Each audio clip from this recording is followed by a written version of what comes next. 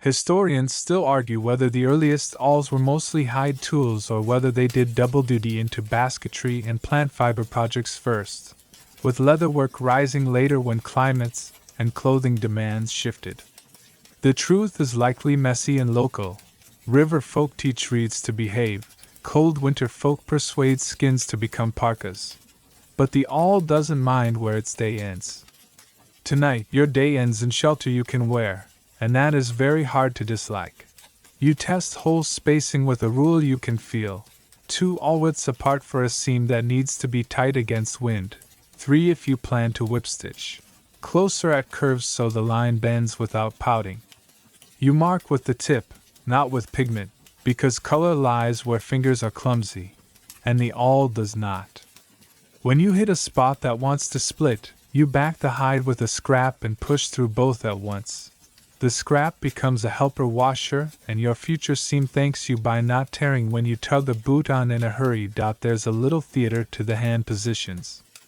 Your non-awl hand becomes a thimble without hard edges, thumb pad behind the leather, fingers spread to find the grain. The awl hand stays soft at the wrist and firm at the base of the thumb, like you're writing a signature you trust. If your palm starts to ache, you wrap a thin curl of bark around the tool and tie it with 2 turns of sinew. The handle grows by a whisper, and suddenly you can press without inventing blisters.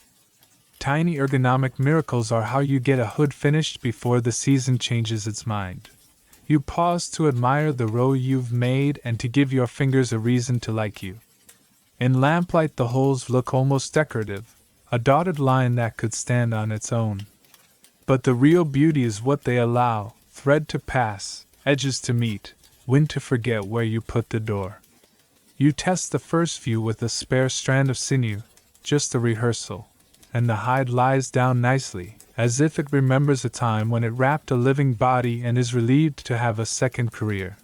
Another steady fact to keep by the fire: all tips from old floors often carry polish and striations consistent with piercing collagen-rich materials, hide and perhaps gut, while nearby scraping tools show hide working gloss from thinning and smoothing. The habits cluster. Where there's an awl, there's usually a scraper, sometimes a sandstone pebble with a groove where thread slept, and a little pause in the day when hands were clean enough to touch what would soon touch skin. You finish a long edge and set the awl down on its appointed stone so no one has to meet it with an E in the dark. The tool looks small there, which is funny given what it does. You can feel tomorrow sitting in it, the strength of a seam you haven't stitched yet, the way a hood will sit when wind forgets to be polite, the kindness a mitten will show to the first hand that wakes before the fire does. A good awl shortens winter by a few heartbeats a night, and if that isn't a fine piece of engineering, nothing is. For now you choose the next line and start another path, pressing, lifting, breathing, shifting. The hide stops being stubborn and becomes conversational.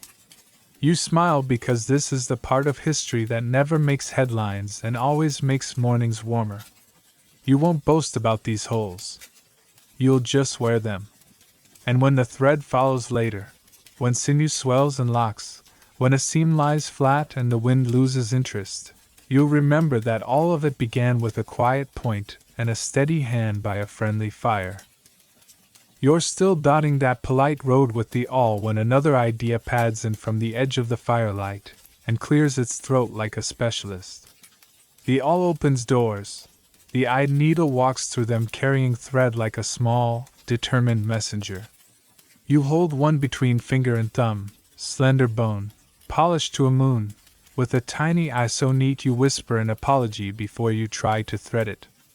The moment the sinew slides through and the needle looks back at you like, yes, I can, something in your shoulders drops a notch. You're about to stop poking holes, then pushing thread, and start doing both in one sleepy, elegant motion. First you learn how an eye is born. Not by magic, by grit and rhythm. You pick a fine sliver of long bone, scrape it to a taper, and smooth it against sandstone until the tip remembers to be kind. For the eye, you dust the spot with powdered quartz or sand, set a tiny drill, maybe a thorn, Maybe a sharpened splinter of flint, right where you want the opening, and twirl. Slow at first, then steadier, adding a breath of fat so the powder clings and cuts. When the bit breaks through, you flip the needle and twirl from the other side to meet yourself cleanly, then chamfer the edges with the back of the drill so the thread won't fray. The eye shines minutely, a door with rounded lintels. You hold it to the lamp and feel absurdly proud, as if you've negotiated a truce between patience and bone. Mainstream fact: to keep warm by the coals, slender bone needles with drilled eyes show up widely in Upper Paleolithic layers across Eurasia, Siberian caves, European shelters, high latitudes where fitted clothing keeps skin on speaking terms with winter. Their polish, their snap tips, their lost in the floor ubiquity sketch a picture of tailored garments rather than simple wraps. When the needles arrive, hems tighten, hoods fit, moccasin throats stop sulking, and elbows get their freedom back. You test the new order by letting the needle do what the awl was doing a moment ago. Now the point pierces and the eye escorts the sinew in one motion, in, out, pull, breathe. The holes sit closer because the needle makes cousins of them while it travels, and the seam lies flatter because the thread arrives on time to calm the leather's opinions. It feels like moving from pushing a wheelbarrow to rolling a cart. Joke 1. You tell the awl it's still invited to dinner. It glares at you in a very pointy dialect, and then agrees to take opening act gigs. You notice the geometry of needles the way you learn the geometry of hearths. Too fat and the hide pouts. Too thin and the needle snaps where pride likes to sit, right behind the eye. So you keep the shaft a whisper thicker there, polish the eye smooth as a river stone, and rub a thumb of fat into the whole length so it slides instead of chews. A clever habit drifts around the circle tonight. Someone stiffens the last 2 fingers' breadth of sinew with a dab of melted resin, forming a temporary needle on the thread itself. That lets the real needle rest while you start a tricky seam, the way a spare pair of hands would help if you had them. Historians still argue whether the earliest dyed needles were invented once and wandered with people, or appeared again and again wherever hides, wind, and patience shook hands. They also debate which populations made which early needles, whether some very old Siberian examples belong to modern humans, whether a few spectacular pieces from deep cave layers tell a clean story or a mixed layer one. The dirt keeps its secrets kindly. The needles keep you warm more loudly. Threading turns out to be its own quiet craft. You flatten the sinew's end with your teeth. Yes, the dentist in some future century will have opinions. Twist it a little between damp fingers, and offer it to the eye with the patience of a saint negotiating with a door lock in the dark. If your camp likes plant bass for summer seams, you roll 2 plies together, twist, lay, twist, then lick and pinch the tip into a behaving point. Someone loans you the thread stone, a pebble with a tiny groove greased from years of coaxing fibers to agree. You pull the end through once and the threads compress obediently. Joke 2. You squint so hard at the eye that you invent a new forehead muscle and immediately decide to keep it. You sew and the world changes granularity. Over an all road, your stitches used to arrive like guests to a potluck, each bringing themselves, each needing a little help. With the needle leading, the seam becomes one continuous sentence. You try a running stitch along the hood edge, in, out, a neat dash line that turns wind into a rumor. You double back with an overcast at the brow, and the edge stops trying to roll like a scroll. You invent tiny backstitches at the corners where stress collects, and suddenly those corners forget how to tear. The needle isn't just faster, it's truer. It tells the hide what it's for and the hide agrees without a fuss. Another thing the needle makes possible, invisible kindness. You tuck the seam allowances under and lay a whip stitch so small it reads as texture rather than sewing, and you realize you've just made comfort. No ridge against a wrist, no scratch at a collar, no draft waiting to become a complaint. You run a bar tack where laces will tug, and feel wildly competent for a person holding a sliver of polished bone. Mainstream fact, second log on the fire. Some needles carry use polish inside the eye, minute smoothing from thread wear, and a predictable break pattern right behind it, where bending stress concentrates. Archaeologists also find needle cases, small bird bones or tubes with rubbed interiors, and polished bands on pendants where lanyards slid, the kind of jewelry only sewing people miss when it goes walking. You can picture a kid rattling softly at a hip, awls, needles, threadstone, resin nubs, domesticated clatter. You try a curve and learn the eye's other gift, steering.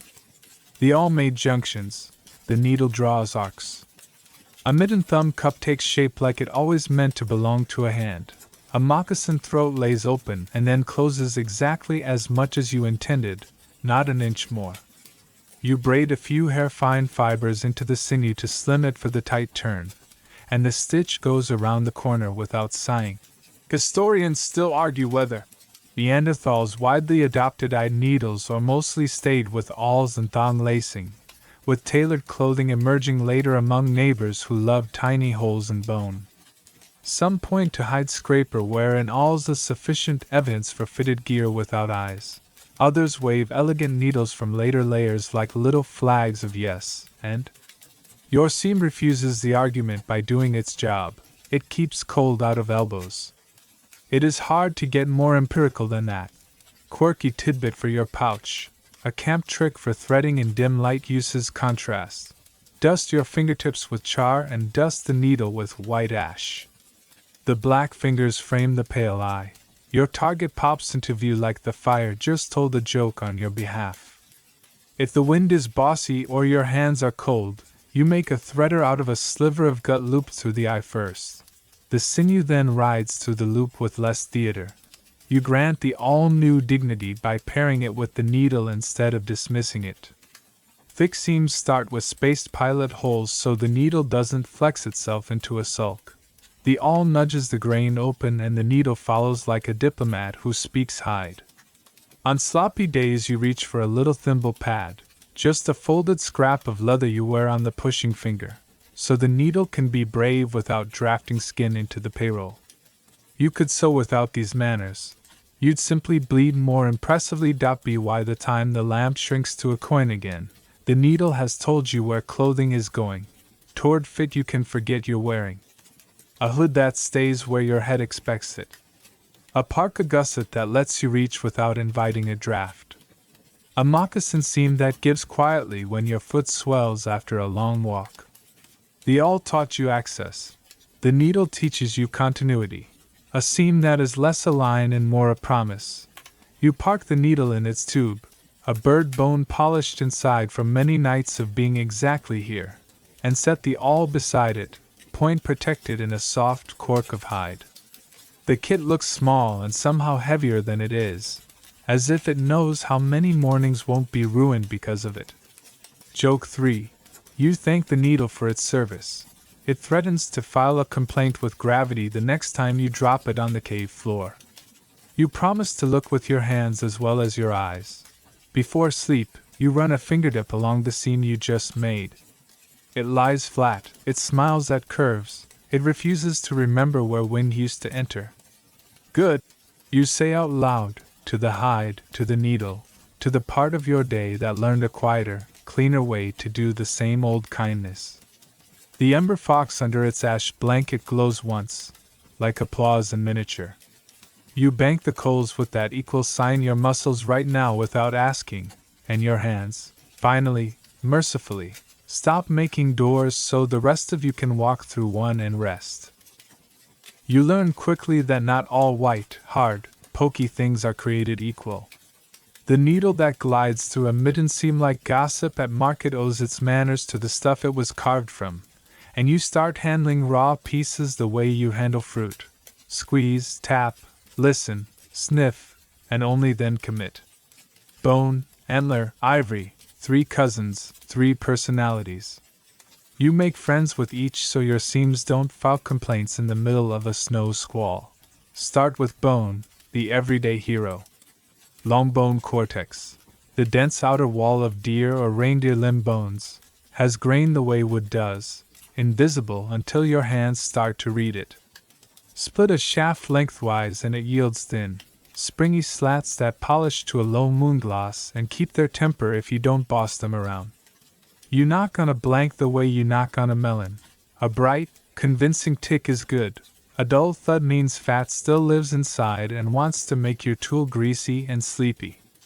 If the shaft still smells faintly like soup, you simmer it a little longer or roast it near the coals to dry and temper it. Bone likes to be cooked before it becomes clever. Then there's antler, which behaves like a bone that took flexibility classes.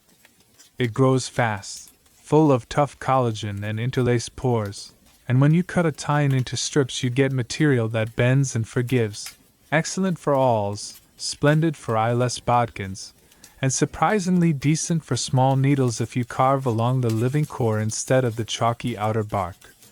Steam it, and you can coax curves. Dry it, and you can snap sorrow into it if your angle is wrong.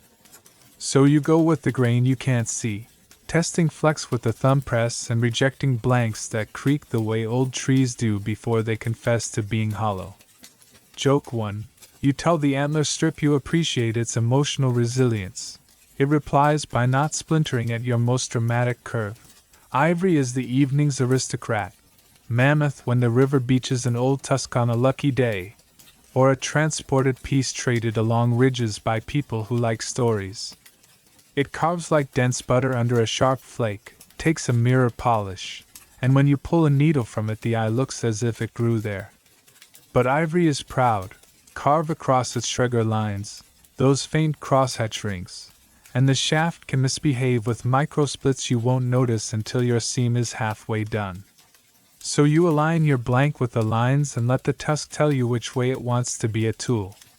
You save the offcuts for beads and tiny toggles because aristocrats are easier to live with when they pay their room and board. Mainstream fact to set by the lamp. Upper Paleolithic layers across Eurasia have yielded eyed needles and slender awls carved from mammal long bones, antler, and ivory, with some of the finest coming from mammoth-rich plains and Siberian sites where fitted clothing wasn't a hobby. It was a lease on life. Needle eyes show drilled, chamfered edges, shafts carry use polish, and break patterns cluster just behind the eye, the predictable wound of good work. In many places, antler dominates for points and pressure flakers while bone and ivory shine for fine needles, materials chosen for properties, not just for what lay underfoot. You stock your raw bin like a small, sensible store. Deer metapodials, the hand and foot bones, stack neatly and split into even, narrow ribbons for needle stock. Ribs make quick flat awls and spatulas for glue.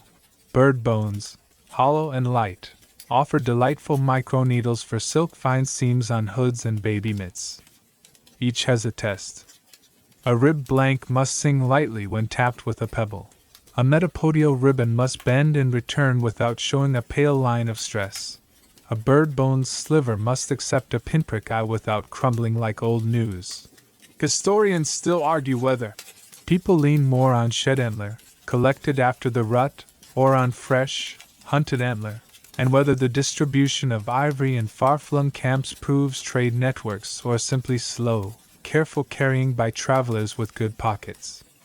There's also debate about who first made the most ancient-eyed needles in certain regions, and how often bird bones served as an intentional choice versus a happy convenience. The ground keeps both kinds of answers, caches of shed antlers untouched by teeth, and antlers with butchery marks that say dinner came with tool stock attached. You get choosy about age. Weathered bone, sun-bleached, flaked like an old onion, makes crumbly needles no matter how persuasive your polish is. Green bone, fresh, still rich with oils, makes tools that bend like bad decisions. The sweet spot is seasoned, cleaned, simmered, grease driven out, then dried where smoke lives but flame doesn't brag. You rub a smear of marrow across the finished needle not to feed it but to seal its pores. Ash dusted lightly afterwards gives it a matte hand that grips just enough in use. Quirky tidbit for your pouch. To read grain in pale bone, someone shows you a trick. Smear a fingertip of char across the blank, then wipe it off. The dark hangs in microscopic lines and pores you can't see otherwise. A map for carving direction. Another small cheat. If your eye drill sneezes and threatens to start a crack, you wrap the shaft with a thin sinew band while you work. It's a tiny tourniquet that keeps fractures honest until you've chamfered the danger away.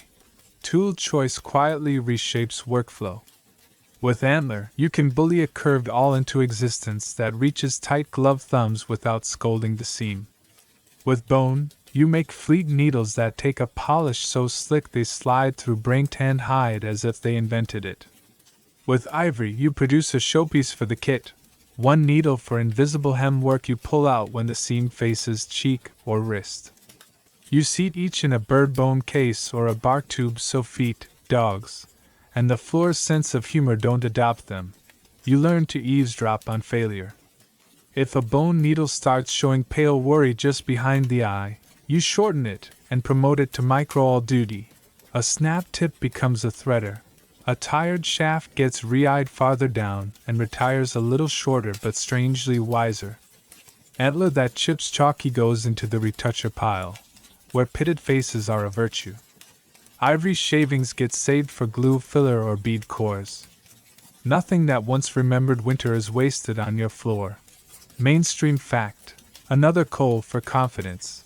Microwear on bone tools distinguishes piercing, polish on the point, longitudinal striations, from scraping, edge rounding, transverse lines, and species ID on some blanks shows reindeer/caribou and horse as frequent donors for needle stock in cold country sites. In several mammoth steppe camps, ivory offcuts cluster with bead-making debris beside hearths. The sewing kit shares a workbench with the jewelry box. You also bump into chemistry in a friendly way. A quick soak of bones, slats, and wood ash lye, ash plus water, degums stubborn fibers and leaves the surface crisp. A smoke bath after carving adds phenols that discourage the wrong kind of growth in your needle case. You learn to avoid flame temper on fine needles. The heat you liked for awls makes tiny shafts brittle. Needles prefer the spa, not the sauna. Historians still argue whether ivory's prestige meant status symbolism in sewing gear. Did certain people carry showy needles on purpose? Or whether availability made it just another good option. They also argue whether bird bone microneedles signal feather work and superfine stitching or are simply the maximum finesse needed for fur-faced seams. Your camp votes with outcomes. The warmest hood wins. The quietest mitten cuff wins. The tool that doesn't snap wins the argument and gets the front pocket. Joke 2 strolls in as you inventory. You hold up a metapodio ribbon and announce. This deer is now a haberdasher. The ant with the eyebrows allows it, mostly because your last 3 needles made seams that stopped the wind from writing its memoir on her wrists. You teach your hands tests you can do eyes closed. Flex to the first squeak, back off. If the piece remembers its shape, keep it. If it sulks, demote it. Scratch with a flake. Powdery dust says brittle. Waxy crumbs say too greasy. A fine flour and a clear line say you've found the Goldilocks. Tap on the handle edge. High ring and no buzz means tight structure. A faint buzz suggests hidden micro cracks you'll meet later at the worst time.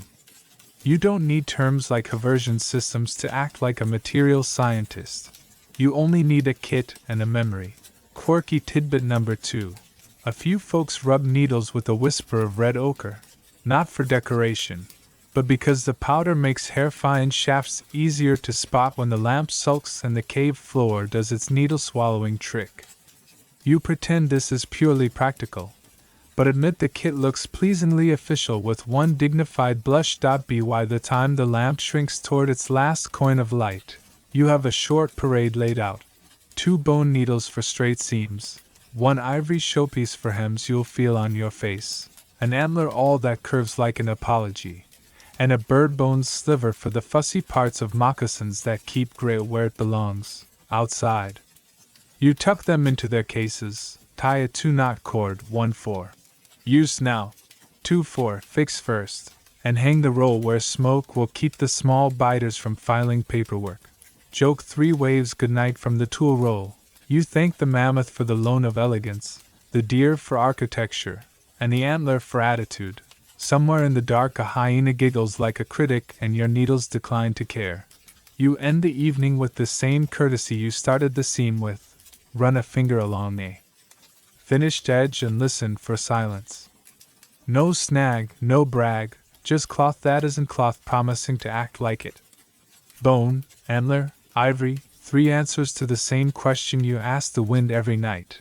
How do we stay ourselves when you arrive? You put the kit to bed, sketch the equal sign in ash because your hands insist on the bedtime story, and feel the room settle. Tomorrow you'll sew in lines straighter than your jokes. Tonight you sleep in the confidence that your tools know why they are the way they are. You start with a blank that isn't yet a promise, just a pale ribbon shaved from a deer's long bone yesterday while the stew forgot to hurry. You hold it to the lamplight and rotate slowly until your fingers learn its grain. The carving game is mostly not fighting. You go with the tiny lines you can't see but can feel, and the blank rewards you by behaving like it wants to be a needle and is only waiting for you to stop showing off. Step 1 is true it up. Lay the ribbon on your sandstone board, a flattish slab that became an abrada the day someone used it once and liked the scratchy song, and stroke and long, even passes from midpoint to tip, turning the piece every few strokes so the cross-section stays oval, not knife flat. When the board loads with pale mud, you flick it clean with a wet thumb. Grit cuts, paste polishes, and you need both in small doses. If the blank bows, you warm it over the coals, not in them. Press it gently against a straight stick, and hold until the set remembers. Joke 1, you call this therapy, and the bone, which has already lived several lives, graciously agrees to be well adjusted. Now the taper.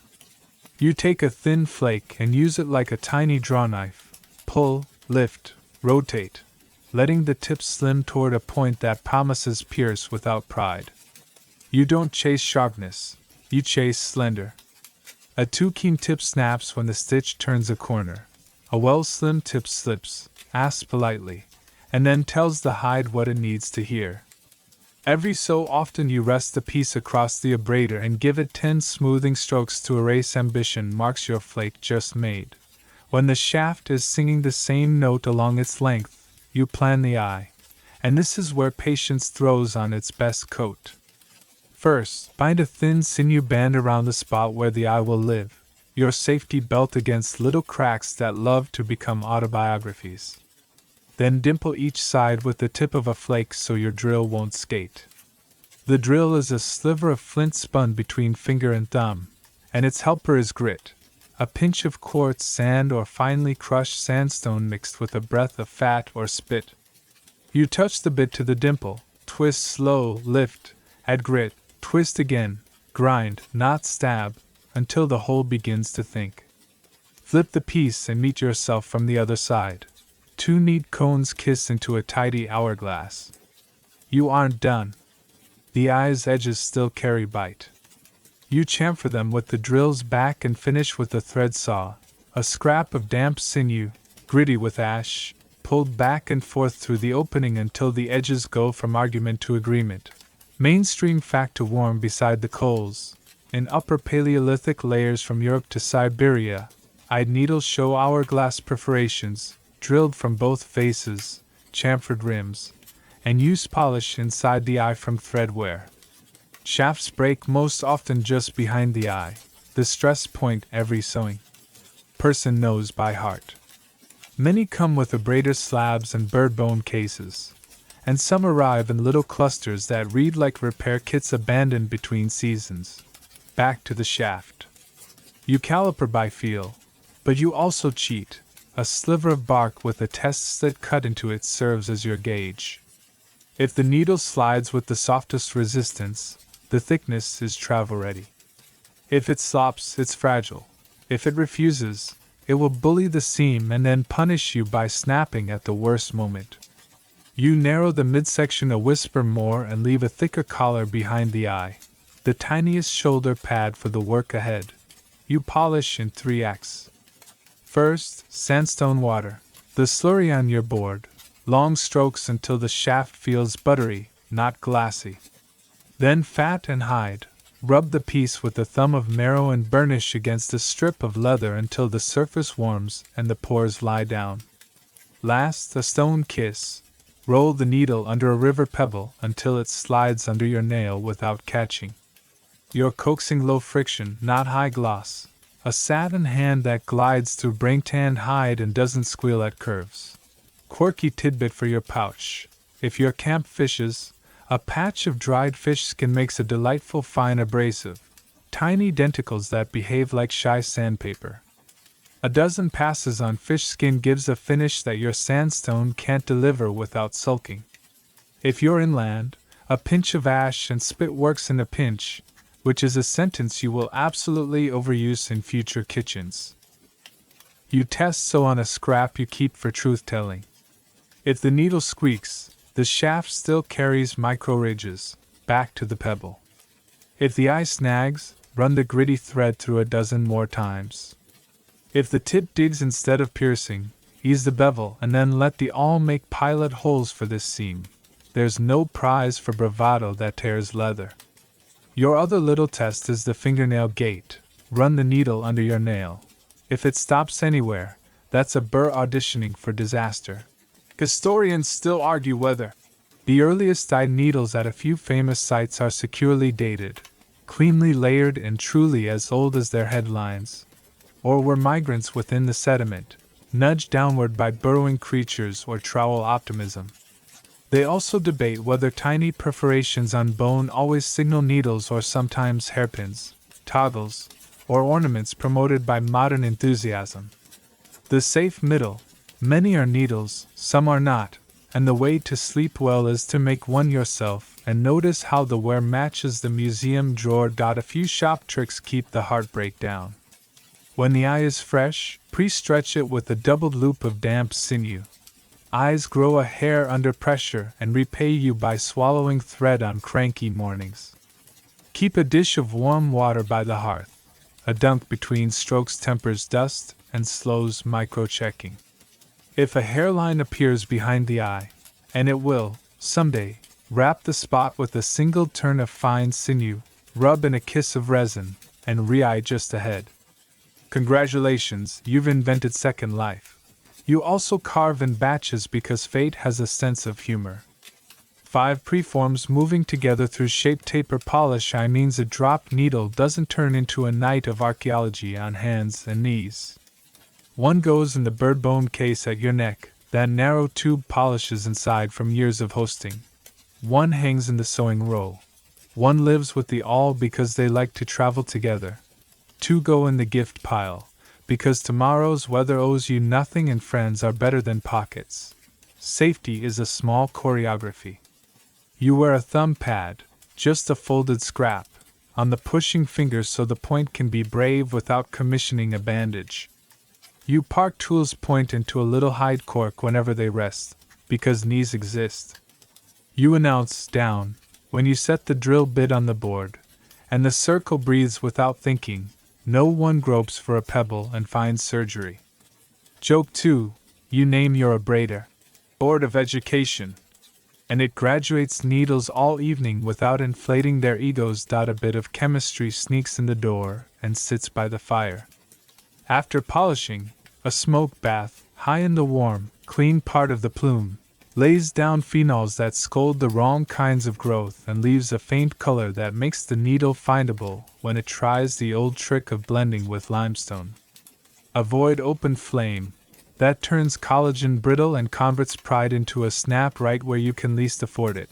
Mainstream fact, second log, alongside needles, sites often yield sandstone abraders with grooves, miniature drills, and polished bird bone tubes interpreted as needle cases. On some cases, the lip is worn smooth where a cord passed, evidence of lanyards you can almost feel on your neck. Needles, in other words, didn't live alone. They came with workstations and pouches that made broken nights into repair sessions, not crises. By the time your lamp has the decency to yawn, your newest needle slides under the bark gauge like it owns the place. The eye says please to thread instead of prove it, and the shaft hums the same note end to end. You draw one practice line of running stitch on a scrap and the holes greet each other like neighbors. Then you put the needle where it sleeps, in the case, corded with a 2-knot code that means fix first, on mornings when your brain prefers berries to mending. Joke 3 shakes your shoulder as you bank the coals. You thank the sandstone dean, the flint drill instructor, and the sinew union for their cooperation. The needle declines to comment, which is what confidence sounds like at this hour. You make the equal sign in ash, your hands never forget, and watch the ember settle into its library voice. On the stone beside the hearth sits a small parade of tools that look like insignificant commas in the sentence of the night. But tomorrow, when wind resumes sending you editorial notes, those commas become clauses, and the clause says warm, and warm says sleep, and sleep finally says yes. You pick up the seam you laid out yesterday and realize the needle is only half the story. The other half is what it carries. Thread is not a string so much as a promise. It says, I will go where you point me, swell where you need me, and calm a hide that used to have weather for skin. You sift the options on your lap like a tiny market. Sinew in pale ribbons, plant bast twisted into willing cord, a lock of hair that looks like a joke until it isn't. Each has a personality. Tonight you learn their manners so your stitches don't go feral the minute your back is turned. Start with sinew, tendon turned into thread, the celebrity you can actually afford. You split a long band from leg or back strap, tease it into fibers the way you tease kindling from bark, and notice the direction it wants to run. Collagen bundles line up like a well-raised parade. Twist with them and you get strength without sulking. The magic trick isn't just toughness, it's memory. Sinew loves water. Dampen it, and it swells and softens. Pull it through a seam, and when it dries it shrinks, hugging the hole like it owes rent. That's the lock that keeps wind from finding mischief and hems from deciding they were only joking about being hems. Joke 1. You introduce sinew to your needle and call them a power couple. They request privacy and then perform excellently in public anyway. Now a different voice, plant bast, the inner bark of friends like nettles, limes/linden, basswood, willow, cedar, and anything else your valley keeps as a polite secret. Bass starts as a ribbon. With twist lay twist, it becomes 2-ply that behaves like an adult even when damp. For summer garments and less sulky hides, bast is a clever second path. Lighter, less squeaky against skin, easy to re-wet and retwist on the trail. If you add a 3rd ply and taper the join between lengths, you can sew long curves without your knot announcing itself through the finished cuff like a gossip. There's also hair. Horsehair for durability, reindeer hair if you're lucky, even the occasional human strand twisted with bast into microcord for fussy work near eyes, noses, and wrists where you want a seam to feel like a rumor, not a rule. Hair doesn't swell shrink the way sinew does. It holds shape, slides well when you slick it with a thumb of fat, and takes a tiny backstitch without fraying into melancholy. Mainstream fact to set by the lamp, archaeologists regularly find microscopic plant fibers, twisted cord fragments, and impressions of yarn on clay or tar in Upper Paleolithic contexts. One famous Mysterian-level discovery from Aubry du Marais, France, preserved a 3-ply cord fragment likely made from bast fibers, and residues on bone tools and needle eyes often include plant as well as animal collagen, evidence that sewing and tying used mixed materials, not just tendons with enthusiasm. Add to that the well-known behavior of sinew, swelling when wet, shrinking as it dries, and you have the physics behind seams that lock themselves. Thread behaves best with a little kitchen chemistry. A fat rub, marrow, tallow, or beeswax when trade or luck gives you a lump, smooths fibers, helps them resist snagging, and makes the thread water respectful instead of water credulous. A quick pass through wood ash first, yes, ash again, creates a mild alkali that tidies stray fibrils and gives the surface just enough tooth to grip the eye gently. For bast, a dunk in warm water and a palm roll refreshes the twist. For sinew, a breath of moisture and a press between finger and thumb turns a stiff ribbon into a docile strand that takes orders. Historians still argue whether the regular production of cordage, especially multiply bast yarns, was commonplace among Neanderthals or sporadic, with full-blown cord economies blossoming later among Upper Paleolithic groups. They also debate how often hair and gut entered the sewing kit versus their starring roles in fishing lines and nets. The safest pillow, the record shows competence and variety. Your seam will happily use whatever behaves today. You set up a cord station on your knee, a notched stick for anchoring one end, a smear of fat on your palm, and the twist rhythm that turns fibers into a single mind. For continuity joins, use stagger ends, taper one plies finish and overlap the next start, so the bump spreads over distance and vanishes to touch. If you're joining sinew lengths, you can splice by recombining bundles rather than knotting. Unlay a whisper, lay in the new whisper, twist all three as if they were born together. Seams stop advertising where materials change their minds. Quirky tidbit for your pouch. Some camps stash tiny lumps of boiled fish glue that you can chew soft and use to starch a thread tip into a makeshift needle, a stiffened leader that finds the eye like it's been practicing. Another trick is the two-tone threading. You already love. Dust your finger pads with char, dust the needle with white ash, and the eye pops in low lamplight. For truly stubborn eyes, a loop of gut makes a threader.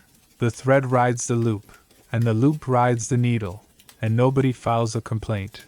You test pairings because not every thread likes every hide. Sinew plus brain tan is a classic. Stitch, dampen, set, let dry, and watch the holes hug inward. Bast plus smoked skin gives a quiet hand along necklines and cuffs. Hair plus fur on seam, especially for face trims, disappears politely and survives grooming. Where stress gathers, moccasin vamps, lacing holes, pack loops, you build composite stitches. A running line for speed, covered by a whip for strength, tied off with a tiny surgeon's knot that hides neatly under a bar tack. Joke 2, you name that trio speed, seatbelt, and secret. The camp refuses to use your branding but adopts the method. Mainstream fact, second log on the fire. Ancient seams on preserved garments and ice-body travelers, you know the one, show complex stitch repertoires, overcast, running, blanket, whip, backstitch, with threads made from sinew, plant fibers, and animal hair. In archaeological kits, sinew bundles, twisted cords, and waxy residues on thread stones and needles indicate conditioning was standard. The locking behavior of sinew is one reason it persists in Arctic sewing into modern times. You pay attention to friction. Too much and your needle starts eating the eye from the inside. Too little and knots wander. Wax sparingly near the eye, keep it smooth, heavier along the run, keep it obedient. For bast, a light resin glaze, rub across a warm shard and pull through, adds weather manners without turning your thread into a club. If you hear a squeak, that's the seam asking for fat. If you feel a catch, that's a burr in the eye or a twist kink. Fix the tool or drop the thread and let it untwist before you keep sewing.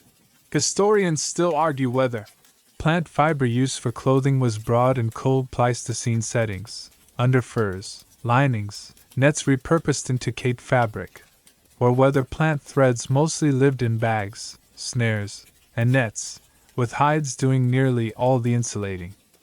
Microscopic remains and impressions say possible. Preservation bias says shrug. Your hood votes with comfort.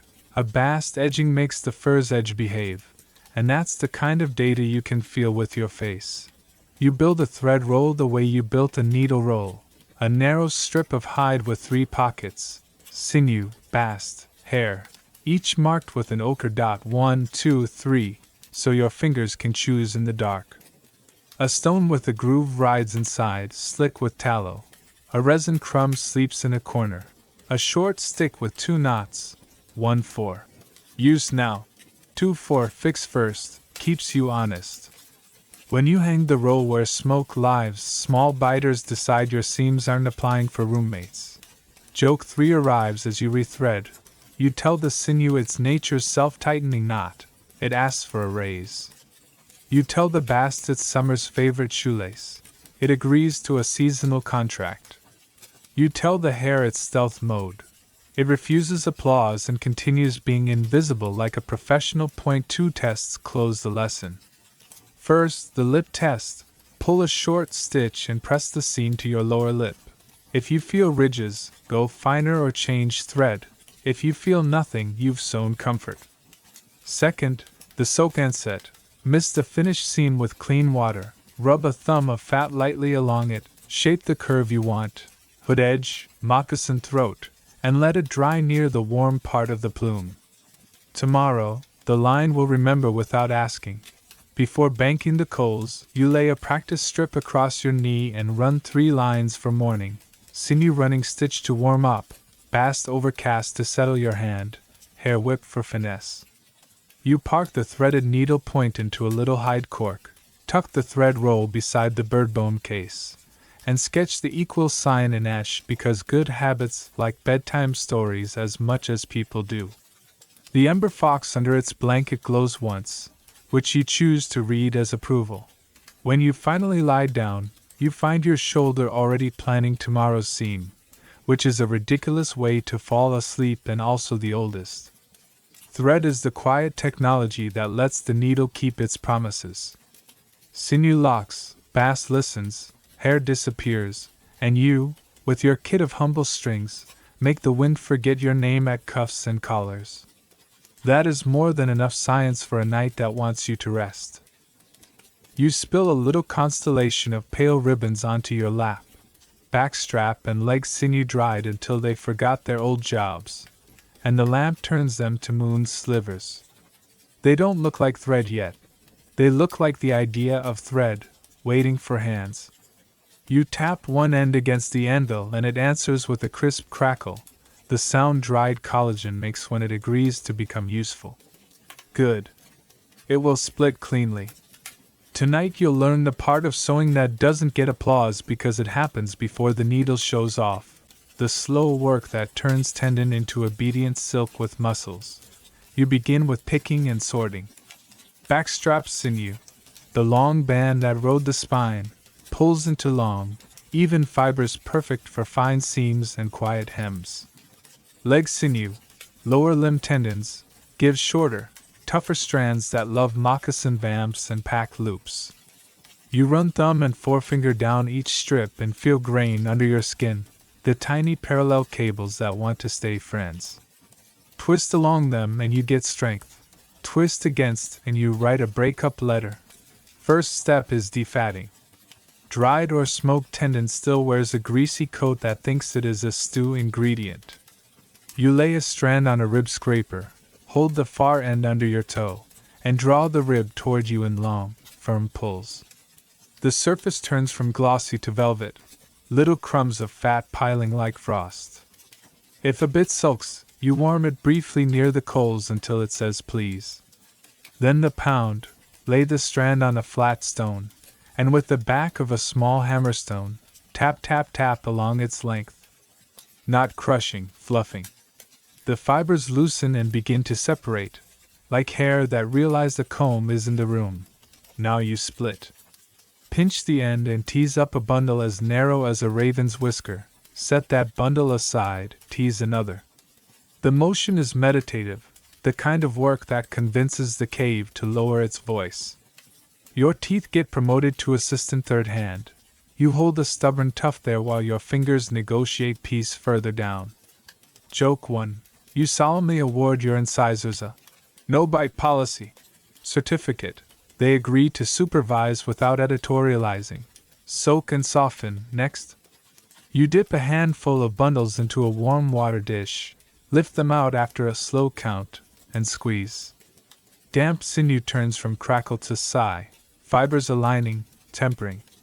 A few camps at a thumb of wood ash slide to the soak for a minute, mild alkali that degums clingy bits. You rinse if you do. You don't if you're the ant who swears a whisper of ash makes threads behave. Either way, the sinew becomes pliant, ready to twist. Mainstream fact to keep by the fire, across Arctic and subarctic ethnographies, Inuit, Yupik, Sami, and in many plains and plateau traditions, sinew is prized for thread because wetting lets it swell and slide, and drying makes it shrink and lock, sealing seams without knots advertising themselves. Archaeologists add that used polish and collagen residues appear on the eyes of bone needles and along seam lines of preserved garments, consistent with sinew's long career as the quiet star of sewing. You set up the twist station on your knee. Anchor one end in a notched stick, lay a damp bundle across your fat-slick palm, and begin the rhythm. Twist, lay, twist. Two plies spiral together, each wanting to untwist but prevented by its partner, a truce that makes a thread. For fine hems, you undertwist and let the later shrink lock do the tightening. For stress points, moccasin throats, belt loops, you overtwist and make the cord a shade proud. It will relax into perfect manners as it dries. When a length ends, you splice, not knot. Unlay the last thumb's breadth of each ply, feather the fibers, lay in the start of the next bundle, and twist all together as if they were always family. The join disappears to hand and mostly to eye. If you must not, storm, hurry, lamp sulking, hide the knot between seam allowances and press a warm pebble on it for a count of 10. The fibers bed down and agree to be unnoticed. Historians still argue whether Pleistocene sinew prep lean more on dry pounding and hand splitting or on long soaks and extended combing with special tools, ribs notched into coarse combs, say. They also debate which species provided go-to sinew in different regions, reindeer where herds draw maps in snow, bison and elk on the plains, ibex in high stone, and how often fish or bird tendons join the party for microthread. The ground returns bundles, polish, and seams. The exact choreography remains politely offstage. Conditioning turns good thread into remarkable. Rub the finished cord lightly with tallow or marrow between thumb and forefinger until it glows satin. Then pull it once through a groove in your thread stone to press stray fibers into agreement. If you are winter-rich, a pass over a warm beeswax nub makes a weatherproof skin. If you are summer practical, a kiss of pine resin provides grab without stiffness. Keep the eye end sparing of grease or you'll invent a pastime called, "Why won't this fit?" Quirky tidbit for your pouch. A few hands in the camp like to store prepared sinew inside a shell half filled with rendered fat. The same shell you used for guest ochre last week now moonlights as a humidor. The fat keeps fibers supple and doubles as a thread conditioner on the way out. Another trick: hold a finished strand to your ear and pluck. A soft thrum means even twist. A buzz says hidden lumps. Work them down the line with a thumb like you're smoothing a wrinkle out of a child's brow. You try gauges. For parkas and hood facings, 2-ply as thin as grass. For mid-seams, something you can feel but not see when you pinch the fabric. For sole bindings and pack attachments, a 3-ply that laughs politely at winter. Your fingers become calipers. You pull a test stitch and run the seam under your lower lip. You feel nothing but the idea of warm. That's the measurement that matters. Now put the thread to a stress rehearsal. Dampen the line, backstitch a short run on scrap hide, then mist the seam and set it near the warm draft. As it dries, watch the magic. Fibers shrink, the holes hug, the seam flattens, and little gaps close like sleepy eyes. The first time you see it, you grin into the lamp like you've invented physics. You haven't. You've hired it. Mainstream fact, second log on the fire.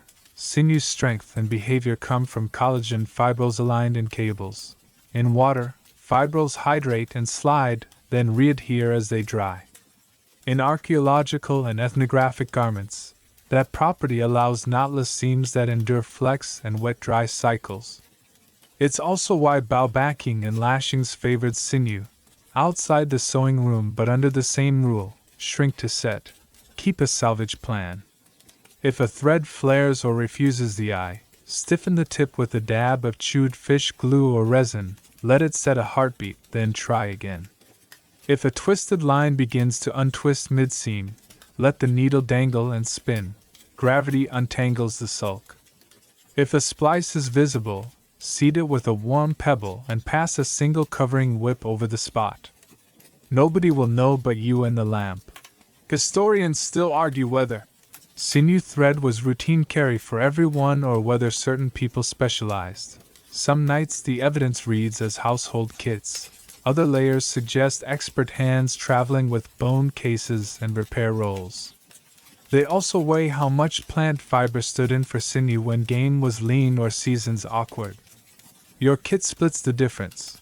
Both live in the roll, and habit decides which one walks tonight. A little storage keeps tomorrow kind. Coil finished threads into B-skep spirals and press them, still damp, between two smooth ribs with a leaf in between. As they dry, they remember their neatness. Write a code in dots of ochre, 1 for fine, 2 for middle, 3 for stout, so your hand picks correctly in the dark. Hang the roll where smoke visits. Fleas and moths resign before applying. Joke too arrives as you admire your little library of strings. You dub sinew the self-tightening scholar of the sewing world. The bast in the next pocket coughs politely, and you promise equal representation at tomorrow's meeting. Your last task is pairing.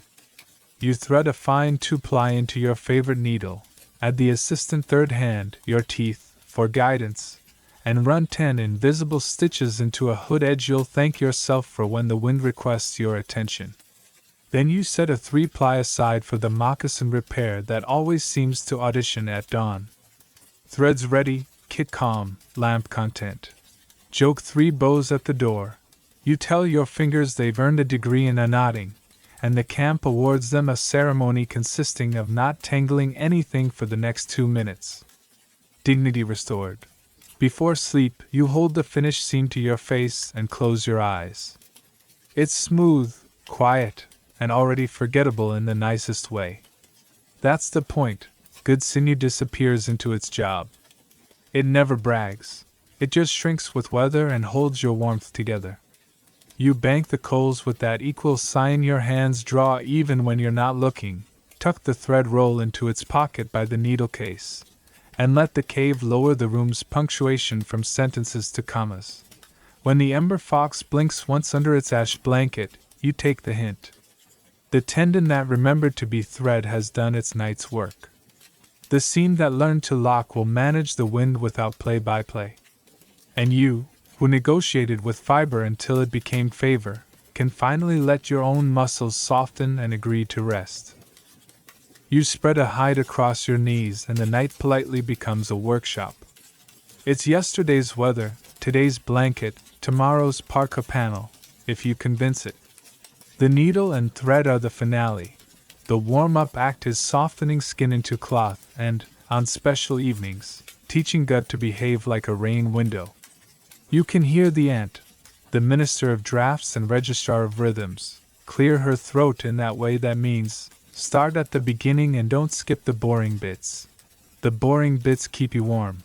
First, the hide learns manners. You drape it over a scraping beam, a smooth log that has graduated from firewood, and brace it with your hip. Your stone scraper takes short, even strokes. Push, lift, breathe, shaving away clingy membrane on the flesh side so the future seam doesn't try to argue with gristle. Where the hide is thick, you switch to a ribbed scraper and let those gentle curves plane the surface until your tool sings more than it grinds. The goal isn't thinness for its own sake, it's evenness, a sheet that folds without deciding where. Joke 1, you dub the beam Sir Spudley's cousin, Lord Steakalot. And the ant allows it because the hide stops pretending it was born to be a drum. Mainstream fact to set beside the hearth. Stone scrapers from Paleolithic floors often carry a glossy hide-working polish and transverse striations from repetitive fleshing, in many sites, stacked. You swear! On scraper edges tracks exactly this membrane-removing job. In other words, before the beautiful sewing, there was a lot of deliberate scraping. Hair becomes a choice. For fur on garments, hood linings, mitten backs, you keep the coat and just thin the flesh side. For buckskin-like panels, moccasin uppers, quiet elbows, you loosen hair and epidermis with a gentle alkali, a weak wood ash soak or a patient ferment of water that smells like it knows chemistry. Not long, you're not making soup. Rinse, drape, and scrape the grain off until the hide looks like cloud instead of gloss. Rinse again to please the future. Now the hide meets its conditioner. You've heard the old line that an animal carries enough brain to tan its own hide. It's less magic than emulsion. Brains have lecithin and fats that tease fibers apart and keep them from locking into wood when dry. You warm a thumb of brain in a stone cup with a little water, never boiling. You aren't cooking breakfast, and stir with the rib spoon until it becomes silky soup. Working in small patches, you massage the mix into the flesh side with the heel of your hand, folding and opening, as if you're teaching the hide to breathe. If you're short on brains, you can cheat with egg yolk or marrow. The point is oil plus water plus patience, not a recipe tattooed on stone. Historians still argue whether Middle Paleolithic people were doing full braintan cycles, soak, soften, work, smoke, the way later braintan traditions do, or whether they favored fat dressings and smoke alone, keeping hair on more often and letting wear rather than chemistry finish the job. The bones testify to hide working. The exact lotions and timings keep their privacy. Your hands adopt the middle, oil the fibers, move the sheet while it dries, and finish with smoke because smoke is the camp's favorite noun. The softening is where your shoulders earn their sleep. You rope a staking line between two posts and pull the damp, dressed hide back and forth over it, then across a rounded stake, then tug in opposite hands until the whole sheet forgets stiffness. The trick is never stop moving while moisture leaves. If you pause, the hide remembers it was a shield. If you keep it dancing, it decides it's a blanket. You feel the change under your fingers, fibers separate, the surface goes swayed, and the sheet folds without making announcements. Joke 2, you call the whole routine Pleistocene Pilates, and your back agrees in a language that could use fewer adjectives. When the sheet can billow like a shy flag, you smoke it, kindly. Not flame, punky wood that makes stick, honeyed air, rotted willow, touch of punk spruce, a cone or two. You stitch two hides into a smoke teepee, feed the smudge underneath, and let phenols and aldehydes wander through the fibers for an hour or 3. Smoke does 3 miracles. It adds water resistance, it discourages insects and rot, and it locks the softness so a wet day won't reset the hide to board. Pull it down, and your hands come away amber-scented. The sheet now says cloth, and the needle in your bird bone case practically leans forward to volunteer. Mainstream fact, second ember for confidence. Tanned or dressed hides from later archaeological contexts carry smoke residues, and ethnographic braintan methods, across the subarctic plains and boreal forests, rely exactly on this smoke set to render buckskin washable without losing softness. Experiments show smoke's aldehydes can cross-link collagen lightly. Chemistry with a campfire accent. Meanwhile, the gut bench sets up for a different miracle. Intestine, reindeer, caribou, seal and coastal lives, becomes translucent cloth that laughs at rain if you treat it properly. You slit the clean lengthwise, gentle, steady, turn it inside out with a trick of stick and patience, and scrape the inner film with fingernails or a shell until it shines like wet glass. Rinse in several bowls, always downstream of dinner, then inflate sections like quiet balloons to spot pinholes, tying off lengths to air dry without sticking. Cut into ribbons, overlap edges, and sew with fine sinew using a tiny overcast. The panels piece together into a parka that sheds wind and whisper rain, especially when you rub a whisper of oil along seams. In lamplight, gut cloth looks like frost learned to be flexible. Quirky tidbit for your pouch. Some makers gently crinkle dried gut panels before sewing. Twist, untwist. So the finished garment expands when you move and contracts back when you don't. A prehistoric accordion that keeps elbows cheerful. And yes, one tradition for checking dryness is to tap. A papery drum note means ready. A wet thud means wait. Historians still argue whether gut rainwear belongs at all in Paleolithic inland wardrobes or stays mostly with later coastal Arctic lifeways. What's secure is that gut sewing with hair-fine sinew and microscopic stitches is ancient where sea mammals were central. Inland, bladder windows, stomach pouches, and small covers make more frequent sense than full coats. Your camp borrows the idea when it can, small water bags, lamp shields, covers for food trays when drizzle wants an opinion. Back at the hide, you learn the smell test for done, not raw, not stew, not perfume, just clean smoke and a hint of fat that says the fibers have signed their non-stiffness contract. You fold, roll, hug. The sheet creases without pouting and springs back without ego. When you prick a test line with your awl, the holes bloom neat, and the edges don't fuzz. That's the cue to mark panels, parka body, sleeve, hood gusset, mitten palm, moccasin vamp. Grain direction matters, stretch across, strength along, so tomorrow's elbows don't become essays. Mainstream fact, third log, preserved garments and fragments from cold country burials, and an ice-mummified traveler famed for his wardrobe, showcase spray-tanned deer/goat skins, smoked buckskin-like panels, and fur-on linings, with seams that show running, overcast, blanket, and whip stitches. Exactly the stitch kit you've been practicing. Microwear on scrapers in those same sites shouts hide work. You build a small flowchart in habit. If the day is damp, dress soft and smoke longer. If the day is crisp, dress soft and faster so the sheet doesn't seize. If the fur is shedding, smoke cool and long. Heat and fur are terrible roommates. If your hands tire, switch to rocking soften. Loop the hide over a rounded stake and rock your weight rather than arm pull, so tomorrow's shoulders don't write you a letter. Joke 3 arrives with the rib spoon as you stir the last of the brain emulsion. You announce you've invented a 2-in-1 conditioner. Shine and don't become a board. The camp agrees the label needs work, but the hide reads the instructions and behaves. A tiny PSA from the ant. Never leave the smoke unattended and never flame a fresh hide. Fire sets softness. Flame steals it. You keep the smudge sleepy, walls a warm color, and the draft just right so the cave keeps its breathing place kindly tuned. When you pull the sheet from its smoke teepee and it drapes over your forearm like a thank you, you know you've landed the plane. You finish by pairing materials to tasks. Fur on for kindness where skin is thin, cheeks, wrists, the back of a mitten where hands like to feel rich. Hair off, smoke set for quiet panels, elbows, moccasin uppers, pack straps that don't squeak. Gut for little rain windows, lamp guards, and pouches that don't mind a drizzle.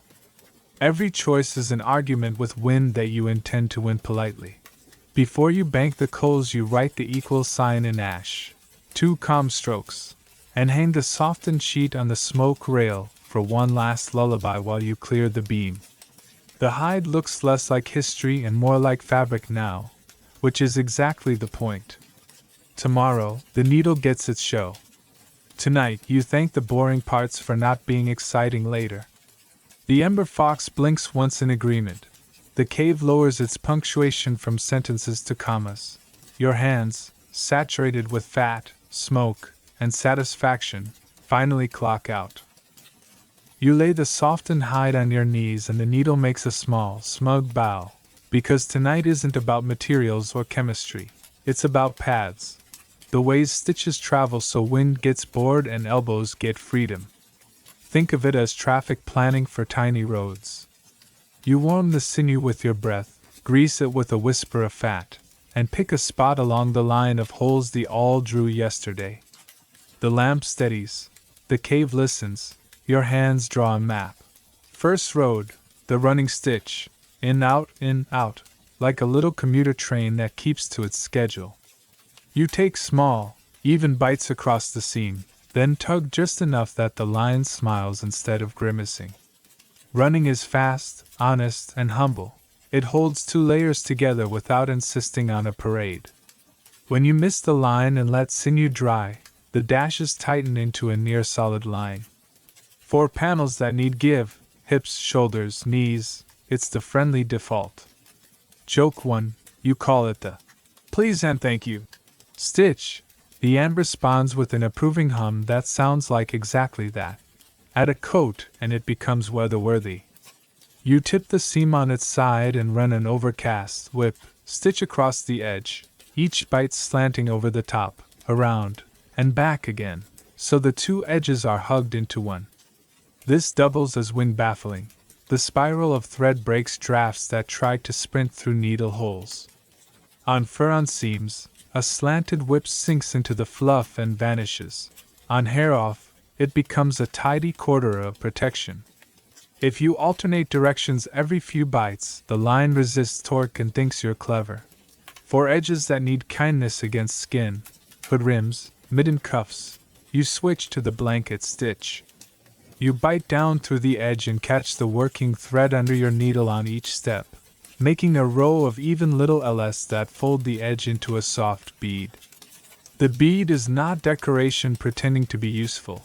It is usefulness pretending to be pretty. The stitch stops fray, pads the contact point, and gives you a built-in buttonhole logic for laces. On gut panels, a minute blanket keeps the edge from curling when rain thinks it owns the day. Where strain concentrates, moccasin throats, pack loops, the corners of a hood gusset, you deploy the backstitch. It's the confident cousin of running, one step forward, half step back, so the path overlaps and becomes a near-solid line of thread. The feel is different under the fingers, firm, almost stitched steel compared with running's polite elasticity. Two short rows of backstitch separated by a narrow seam allowance make a mini suspension bridge across stress. Mainstream fact for your toolkit: preserved seams on ancient leather and hide garments, including those from cold country burials and famous ice-era travelers, show running, overcast/whip, blanket, and backstitch repertoires, often combined. Micro-wear on bone needles and residues along seam channels match the mechanics you're feeling now. Overcast along edges, running across long interior joins, blanket to bind and finish, and denser locking stitches at high stress points. In other words, your sewing vocabulary has very old speakers. Now for the seam that thinks in 3 dimensions, the baseball stitch. You pierce holes in mirrored rows on each edge, offset like little stair steps. Then you cross the thread diagonally from left to right and right to left, lacing the seams so it zips shut. It lays the edges butt to butt, pulls them together, and spreads stress evenly, perfect for moccasin soles, pack seams, and repairs where you don't want a bulky overlap. If you wax the thread, beeswax if rich, resin if practical, and draw the lacing snug, water will need a better lawyer to argue its way through. Historians still argue whether labels we use, blanket, baseball, saddle, map neatly onto prehistoric practice or are modern metaphors pasted over older habits that were simply the right way to hold this edge. They debate how widely each stitch traveled, whether certain patterns mark regional traditions, and how much of what we see in surviving garments reflects repair choices rather than original tailoring plans. The seams themselves don't care what they're called, they care about function. You test seam architectures the way a river tests banks. For quiet panels you use a lap seam, one edge thinned slightly and laid over the other, anchored with a running or backstitch down the middle and an overcast along the lip. Lap seams shed wind like shingles and turn inside garments into places your skin wants to live. For places where bulk is the enemy, mid-thumbs, hood darts, you use a butt seam with a baseball stitch, then rub in fat to seal the thread line. Suddenly the joint behaves like one piece again. Gussets and gores are how you bargain with anatomy. A diamond gusset under the arm prevents a sleeve from choosing war with your reach. A triangular gore at a skirt or long shirt hem lets stride exist without tearing narratives. Stitch choices follow shapes. Backstitch around the points where force is rude, running along the long sides for flow, and a discreet blanket along any edge that might tickle a wrist or cheek. Quirky tidbit for your pouch. To keep spacing honest in low light, some hands use a tooth gauge, a tiny rib or bark strip with 2 or 3 notches cut along one edge. Press, prick, move, the all follows the memory. Another old trick, ash and spit chalk, draws a pale guide that vanishes the moment your fingers brush it during sewing. Your cave does not issue rulers, it issues habits. Corners and starts need ceremony. At the head and tail of every seam you lay a bar tack, half a dozen tight backstitches perpendicular to the line, so the seam doesn't unzip when laces tug or curious children test physics. Where a lace will pass, you reinforce the eyelet, pierce a small, clean hole, then whip tightly around the rim so the opening learns civility. If you expect real battle, seat a bone or antler ring around the hole and stitch through its grooves. The ring becomes a permanent calm down for straying. Historians still argue whether prehistory saw much in the way of formal seam allowances and pressing, with heated stones, or whether hides were mostly finger-pressed and left to set with fat and smoke. They also spar over how common hem turnings were versus edges finished flush, and then sealed with blanket or whip. The safest conclusion, borne out by preserved edges and wear patterns, is that both existed, chosen to suit task, thickness, and time. You turn to repair logic, because sewing that can't be fixed is just performance. For split holes along the lacing row, you bridge with a tiny patch on the underside, a thin oval, grain running lengthwise, stitched around with overcast, then re-pierced for the lace. For tired seams, you saddle stitch, 2 needles on one thread path, crossing in each hole, so even if one thread frays, the other holds the fort. If you inherit a seam you don't trust, underlay a tape, a strip of hide on the inside, and run a second line of running or backstitch through all 3 layers. The tape takes shear. The seam remembers calm. Mainstream fact, second ember. Leatherworkers across many traditions use saddle stitch, 2 needle, for strength, and prehistoric analogs are plausible where paired perforations and opposing where show crossed threads. In Arctic gut parkas and subarctic hide garments, minute overcast and edge bindings are standard. In continental contexts, lap seams plus overcast appear again and again. The toolkit wasn't a single recipe, it was a grammar. Listen for sound cues as you sew. A seam that squeaks asks for a fat rub. A seam that pings under your nail wants denser stitches or a second line. A seam that whispers when you flex it is perfect. No air violin, just quiet strength. When you reach a curve that wants to pucker, you ease, slightly shorter stitches on the inside arc, slightly longer outside, so the line bends without pleating. The difference is tiny to the eye and enormous to the elbow. Joke 2 arrives with your neatest corner. You declare the backstitch the spouse you argue with now and thank later. The N half smiles and awards you 1 eyebrow of domestic wisdom. Seal what needs sealing. After baseball along a butt seam, rub a grain of resin diluted with a breath of oil. Along a lap join, stroke a tallow thumb down the fold to bed fibers and encourage water manners. On gut edges, a light oil keeps the papery drum from sulking. Let everything set by the warm, clean part of the plume, not too close, never in smoke that tears at thread. Tomorrow you'll be wearing decisions. Let them dry kindly. Historians still argue whether certain decorative borders started as structural, blanket made thick against wind, herringbone to flatten a lap seam, and only later kept their beauty after the practical need faded. Your camp does not hold a vote. It runs a line of blanket where a cheek will rest and calls it a win in 2 languages. Close the lesson by laying a sample strip across your knee, top row running, middle backstitch, edge blanket, and a short baseball across a butt join.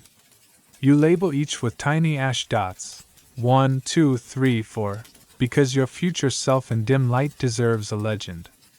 Then you roll the strip and tuck it into your kit as a reminder and a teaching piece for the teen who will sit where you're sitting soon. Joke 3 saunters in as you knot a bar tack. You tell the wind you've installed customer service at all seams. Please direct complaints to the blanket stitch.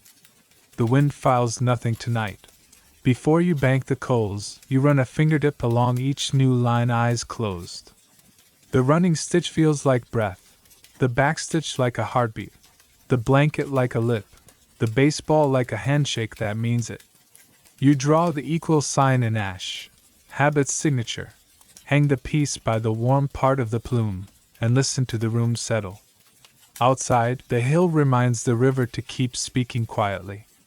Inside, your seams practice silence, the best thing clothing can say when weather asks hard questions. You finally put the map to work.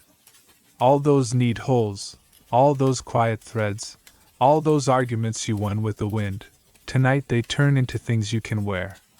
The hide you softened yesterday becomes a parka panel. The strip you set aside becomes a moccasin vamp. The fur on scraps saved from the good side of luck becomes a mitten back that will convince a January to use a nicer tone. The lamp lifts a little, as if it knows clothing is about to stop being an idea and start being a temperature you can trust. Start with the parka because a torso is where weather first tries its speeches. You lay the body panels fur to fur on your knee, grain longwise for strength, a whisper of stretch crosswise for breathing, and run a lap seam down the flanks, a line of running stitch inside, a polite overcast along the lip, a fingertip of tallow to seat everything like a guest in a good chair. The shoulder gets a diamond gusset because shoulders hate being treated like hinges. You backstitch the points and watch the panel relax, as if a set of lungs just went ah. Joke 1. You inform the gusset it's now the minister of reaching over your head. It accepts with no more drama than a triangle can manage. The hood is a little theater of kindness. Remember the blanket stitch bead you practiced? You run it along the face opening so winter gets a soft lip to complain to. If fur is on, you point it outward along the brow so snow slides off like a bad idea. If fur is inward for warmth, you add a narrow bast edging to keep tickle off the skin. A tiny dart above each temple lets the hood cup your head instead of perch like a nervous bird. You leave a subtle channel at the throat for a sinew draw and thread a bone toggle through the ends so you can cinch one-handed when the wind tries to interview you. The toggle is a scrap from last night's needle offcut. You drill, chamfer smile. Tools make tools. Warmth makes more warmth. Mainstream fact to set by the fire. Preserved cold country outfits. From an ice mummified traveler's hide jacket, leggings, and grass-stuffed shoes to Arctic double parka traditions, show tailored seams, hoods, gussets, and layered systems where fur orientation is chosen on purpose, fur in for insulation, fur out for shedding. The sewing repertoire you've been practicing, running, overcast/blanket, backstitch, appears exactly where function demands it, and grass or bass liners wick sweat the way good ideas wick anxiety. Sleeves are where you decide whether arms are decorative or operational. You cut a gentle sigh, you don't call it that, but your hands do, and so the sleeve and with running along the easy stretches, backstitch at the underarm points. A narrow gore slip under the arm, just a slim diamond, gives you the reach to lift a kettle without tearing metaphors. You finish the cuff with blanket stitch and make a little buttonhole for a tie that keeps snow from explaining itself down your wrists. The parka hem earns a binding strip so it doesn't curl like a leaf that forgot to listen, a thin skive of hide, stitched with tiny overcast, behaves like a frame that tells the painting to be calm. Then come moccasins, the diplomacy between foot and world. You spread the vamp on your palm, fur in for kindness, hair off out for quiet, and line up a one-piece sole cut from thicker, smoke-set hide. Holes mirror each other. The baseball stitch laces the seam diagonal until the join becomes one piece again. The toe gets a few tiny puckers, ease stitches that let the leather curve without sulking.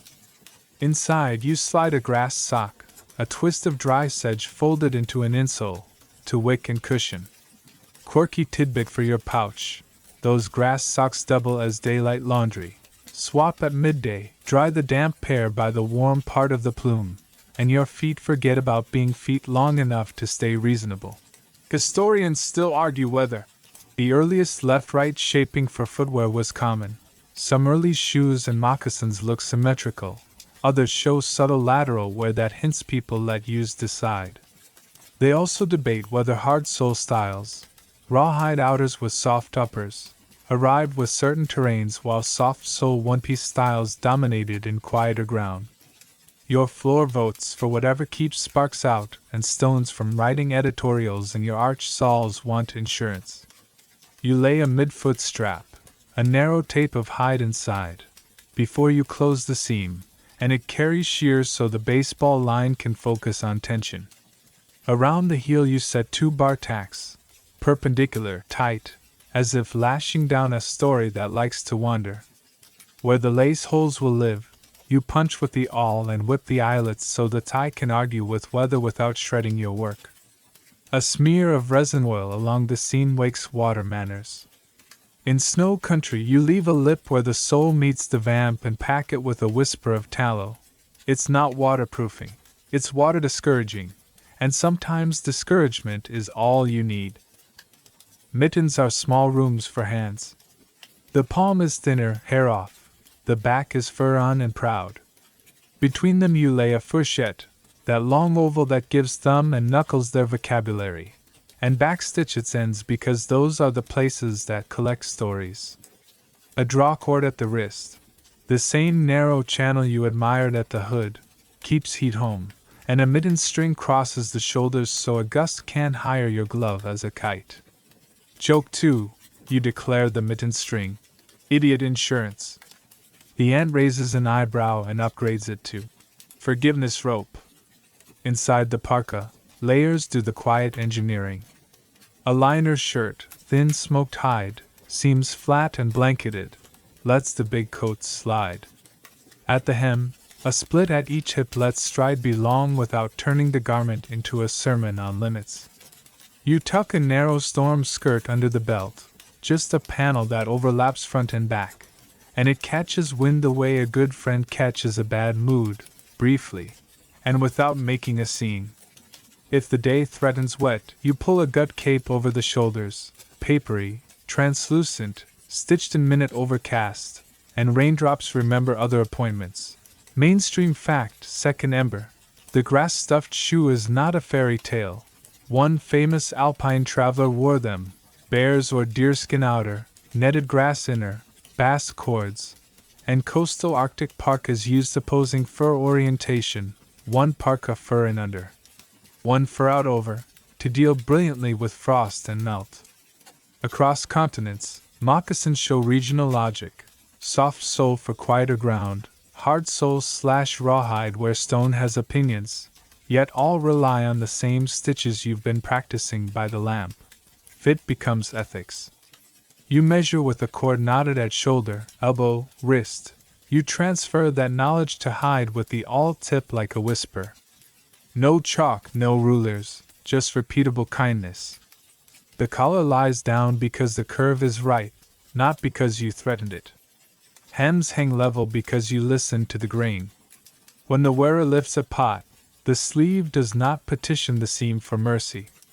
That's tailoring, and you managed it with a bird bone tube, a spool of sinew, and patience that smells like smoke. Historians still argue whether parkas with hoods, as opposed to cloaks or wrap coats, were common far back in the Ice Age inland or whether hooded, highly engineered garments concentrate later among Arctic lifeways, with interior groups making do with layered wraps and cap hoods. They also discuss whether mittens outranked gloves in deep time, given the heat advantage versus dexterity. Your camp chooses mitten plus liner, pockets the argument, and keeps fingers. Debates are easier when thumbs are happy. Field tests are the only peer review you trust. You walk to the doorstone and lean into the breathing place. If the hood tries to sail, you add a deeper throat dart or tighten the draw. If the hem chatters, you add a second binding. If the moccasin whispers snow, you gift the toe a few more ease puckers so it rounds like a polite river stone. The mittens? They answer every question with muffled approval.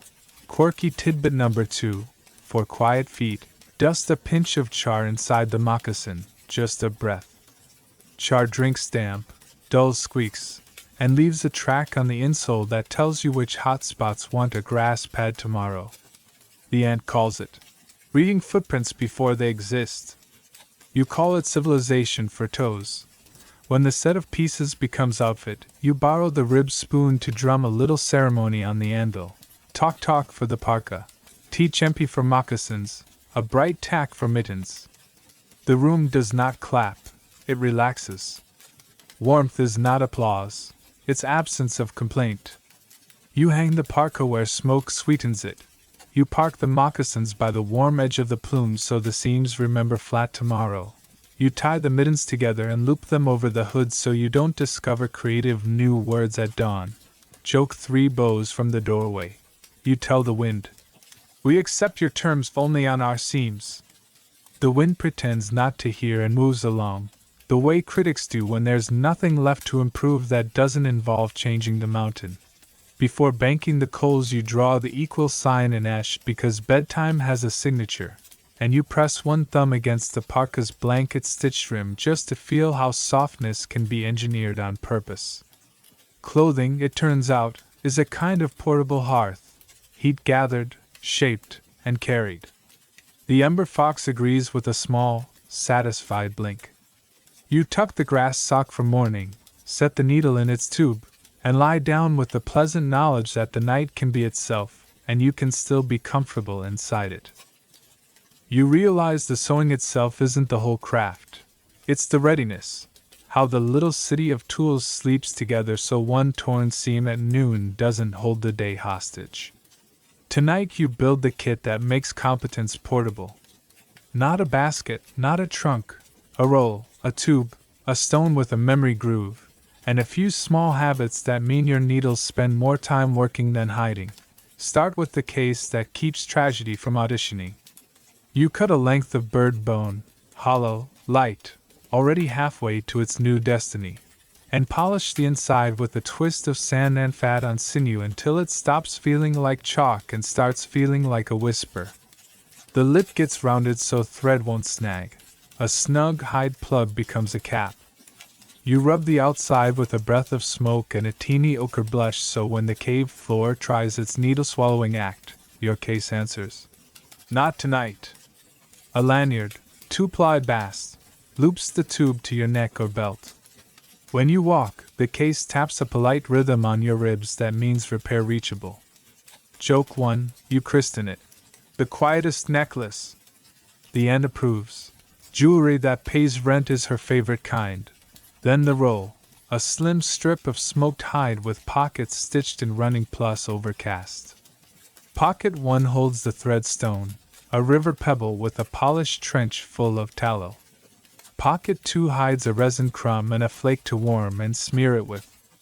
Pocket 3 guards a folded thumb pad so bravery won't bill your skin. A narrow sleeve keeps the all point into a little hide cork. Another sleeve houses the bird bone case when it's not riding your neck. You add your 2-knot cord 1 knot. Use now. 2. Fix first. Because future you will need a note written in rope. Mainstream fact to lay by the coals. Upper Paleolithic camps across Eurasia and Siberia yield bird bone tubes interpreted as needle cases, many with lip wear consistent with cords sliding and interior polish from repeated needle traffic. They cluster with abrader slabs, tiny drills, and eyed needles that break most often just behind the eye. Ethnographic needle cases from Arctic lifeways. Ivory tubes with stoppers and even drilled holes to park needles. Show a long logic. Keep the points together, keep them dry, keep them findable. Now the field kit, the little pouch that leaves the hearth. You cut palm-sized pockets, a spare needle wrapped in a sliver of bark, a 2-arm length of fine sinew pre-threaded through a gut loop so you've already invented a threader for cold fingers, a mini retoucher, antler sliver for edge fixes, and 3 patch ovals in grain-minded hide. A flattenable twig clamp, just a split stick, becomes a clothespin for holding edges while you stitch in wind that thinks it's funny. Tucked in a tiny horn cap, char, for eye guides and dry hands, and ash, for a dab of lye when grease misbehaves. When it rolls, it's pocket. When it opens, it's a bench. Historians still argue whether every bird bone tube is truly a needle case. Some could be whistles, bead blanks, or ornaments, and whether lanyard wear means neck carry or belt dangle. They also argue how often portable repair kits traveled with hunters versus staying in the camp while a single bodkin rode along. The layers offer hints: polished tube lips, isolated case and needle duets in activity areas. But the choreography is still shy. Your answer is practical. If the day leaves the fire, the fixes do too. You practice stow and draw until your hands can do it by feel. Needle parks point in. Thread wraps once, never twice, around the case. The cap rotates the same way every time so you can open it blind in gloves. The awl sleeps with its cork. The retoucher rides backwards so its gritty end doesn't sand your sinew. You learn the sound of the kit: a soft clink case, a pebble kiss, thread stone, a retoucher rasp you'll hear only if you packed it wrong. A loud clatter means you invented a flute. Fix it. Quirky tidbit for your pouch: a shell humidor solves the dry thread sulk. Half shell half filled with rendered fat keeps 2 fine sinew lengths coiled and ready. The lid is another shell tied on with a bass bow. When you lift a thread out, it collects just enough slick to behave and leaves the rest for tomorrow. The shell, somehow, smells like order. Evidence leaves ghosts that archaeologists love.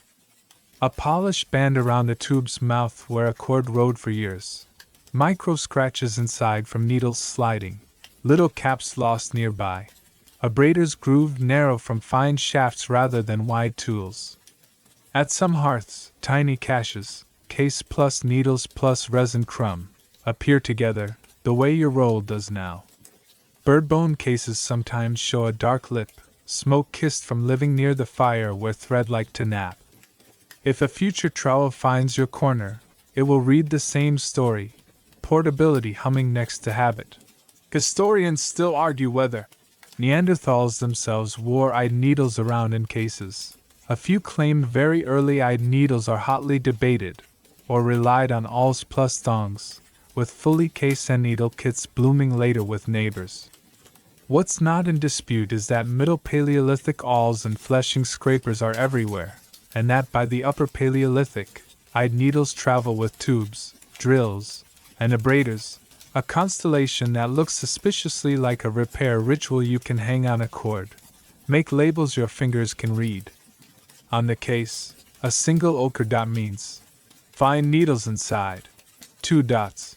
Mixed. On the roll pockets, tiny blanket stitches 1, 2, 3 mark fine, mid, stout threads. The 2-knot cord is still your boss. 1 knot pulled forward means use now coil. The other means fix first, dull, frayed, or mystery. When you're cold and the lamp sulks, tactile labeling saves the night from creative language. Joke 2 shows up as you dress the kit with ceremony. You tell the bird bone tube it is now head of security. It immediately declines applause by refusing to rattle. The retoucher asks to be union rep for edges and receives a nice pocket with no sharp neighbors. You rehearse field triage. A moccasin sole flirts with a split. Baseball stitch across the butt seam, then a smear of resin oil. A parka hem tries to fray at a hip. 2 inches of blanket with a bar tack at each end. A sleeve eyelet stretches? Punch with the awl and whip the rim through all layers, 10 tight wraps, and promise a bone ring upgrade at camp. A lacing hole tiers? Underlay a tiny oval patch grain long and re-pierce. All of these you can do standing, with the kit hanging like a small shop from your neck. Mainstream fact, second coal, wear on pendants and bird bone tubes shows cord passage, and microwear on abraded grooves distinguishes fine needle prep from tool edge work. Portable kits turn up in burials, tubes, awls, polished stones, suggesting people consider them identity objects, not just appliances. The very small scale of the gear matches the very large effect on daily comfort. Keep a lost and found plan. When a needle drops, you don't argue with limestone, you change the lighting. Dust the floor with a whisper of ash, tilt the lamp so shadows go edge on, and the bone glows pale against gray like it wants to come home. Failing that, you use the magnet you actually own, your palms. Sweep lightly. The needle will bite your callus instead of disappearing into rhetoric. You'll thank the ochre blush you rubbed on the shaft earlier. Historians still argue whether the presence of complete sewing kits in some graves means specialization, tailor, hide worker, or simply good burial packing. They also discuss whether bead-heavy pendants near cases are status, counting, or just prettiness that rode along with tools. The dirt, politely, refuses to psychologize. It shows polish and placement, and asks us to interpret gently. Joke 3 arrives when you snap the case cap on with a satisfying pop. You tell the room, "If I drop this now, it's performance art." The case answers by not leaping out of your hand, which is the applause you were hoping for. Before bed, you hang the roll where smoke keeps small biters honest and set the case by the ladle stone, its cord draped so you can catch it eyes closed. You draw the equal sign in ash, the bedtime autograph, and feel a pleasant subtraction. Fewer ways tomorrow can come apart. The kit is small because the world is large. It is organized because weather is not. When you finally lie down, the case taps your ribs once like a friend saying, "I'm here." The ember fox glows in agreement, and somewhere outside, the wind, having lost a knife fight with your seams before it even began, decides to edit something else. You turn the parka in your lap and realize seams are only sentences. Tonight you write the margins, beads, borders, and the quiet status a stitch can carry without shouting. The cave's lamp leans closer as if it knows the difference between necessary and beautiful is mostly a matter of time. You rub a thumb of fat along the face rim you blanketed last night, and the edge smiles back, saying it's ready to be introduced. You begin with the border that behaves. A thin binding strip, hair off, smoke soft, wraps a cuff so it stops fantasizing about curling. You anchor it with minute overcast, each bite barely wider than a hair, and discover the first rule of ornaments: function first. The binding isn't a necklace for a sleeve, it's a curb that keeps comfort from wandering. When you pinch it between lip and finger, there's nothing to feel but tidy. Joke 1. You tell the binding it's now the department of staying put. It issues no press release and does an excellent job. Then you thread smallness. A row of shell chips, tooth beads, and a few ivory slivers you drilled on rainy afternoons. They look like moon crumbs spilled on bark. You decide where they live by asking the parka the only style question the Ice Age ever respects. Does this earn its keep? Along the hood brow, beads lift fur so meltwater runs instead of wicks toward your face. Along the hem, a sparse line weighs cloth just enough to check flotations with wind. On mittens, 2 beads stitched at the pulse point become a tactile compass. Fingers find them, and know which is left in the dark. Beauty that can do a job never needs to apologize. Mainstream fact to hold in lamplight. Upper Paleolithic burials, Sungur in Russia chief among them, yield thousands of mammoth ivory beads once sewn onto garments, arranged in patterns that suggested seams, cuffs, and hoods. At Dolny Vestinus and Pavlov, perforated fox teeth, shells, and ivory plaques appear with where that screams thread passage. Some ivory beads show polished bands where they rubbed against neighboring beads on a moving body. In other words, decoration was stitched, not only strung. Clothing wore its biography in neat rows. You teach your hands the tangle bargain. For rows, you use a ladder stitch, pass under the edge, pop up through the bead, dive down just beyond, and track back underneath so the thread runs like a quiet river behind the line. Beads lie flatter, the wind meets less boast, and if one breaks you can replace it without rebuilding the village. If the surface is slippery, you seat each bead on a tiny bed, 2 cross stitches like a snowflake under its feet, so it won't migrate toward opinions. Historians still argue whether dense beadwork signaled status, group identity, or simply patient time in a winter rich enough to pay for it. They also debate whether some patterns carry clan grammar, rows for kin, zigzags for rivers, spiral for travel, or whether the language of ornament read mostly, I belong, and this was made with care. The graves and floors hand us counts, placements, and polish. Meaning remains a polite, whispery guest. Borders can sound as well as look. You stitch 3 fish vertebrae beads at the hem's corners and discover a faint tick when you walk. A metronome you don't register until the night hike keeps to the same pace without anyone giving orders.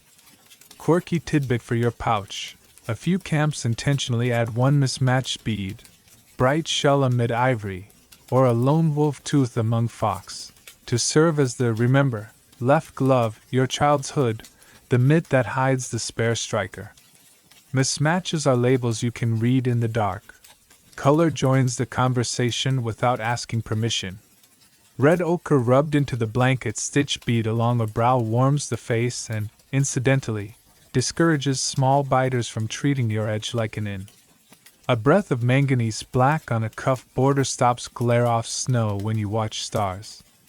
You keep the palette sensible, ochre, soot, a hint of ivory shine, because the camp agrees that if clothing shouts, snow will roll its eyes and give you a weather report you don't want. Historians still argue whether ochre marks on hems and cuffs are purely symbolic, anti-insect, antiseptic, or all of the above. Experiments show iron oxides can alter skin pH and discourage certain nuisances. Residues on prehistoric tools and clothing edges say people weren't afraid to let practical and pretty shake hands. Your scene votes yes with every dry, calm mile it walks. You tack loops and toggles where life prefers convenience. A bone toggle sits just inside the hood where your cold fingers can find and flip it one-handed. A tiny D-ring, antler slice with a groove, anchors a fire kit on your belt so spark and tinder stay married. Even the needle case earns a bead collar at its lip. You can hook it with a finger from a pocket's chaos. Jokes 2.5. You introduce the toggle to the loop and preside over the ceremony. By the power vested in thread and need, I join you forever or until you snap. The loop does not laugh. It tightens responsibly. Mainstream fact, second log, some gears bead counts imply hundreds of hours of labor. Some beads show standardized sizes, hinting at templates, or at least shared measurement habits. Elsewhere, perforated fox teeth show root polish and edge rounding from rubbing on garments. At some sites, pendant wear forms grooves consistent with lanyards. Clothing, in short, was a gallery that moved. Borders say who as much as what. You had a 2-bead signature, 1 ivory, 1 shell, at the left cuff that only your household uses, an address woven into warmth. On the child's hood, a line of tiny beads follows the blanket stitch exactly, counted deliberately short of perfect so when the hood is borrowed and returned, the gap tells you whose you're admiring.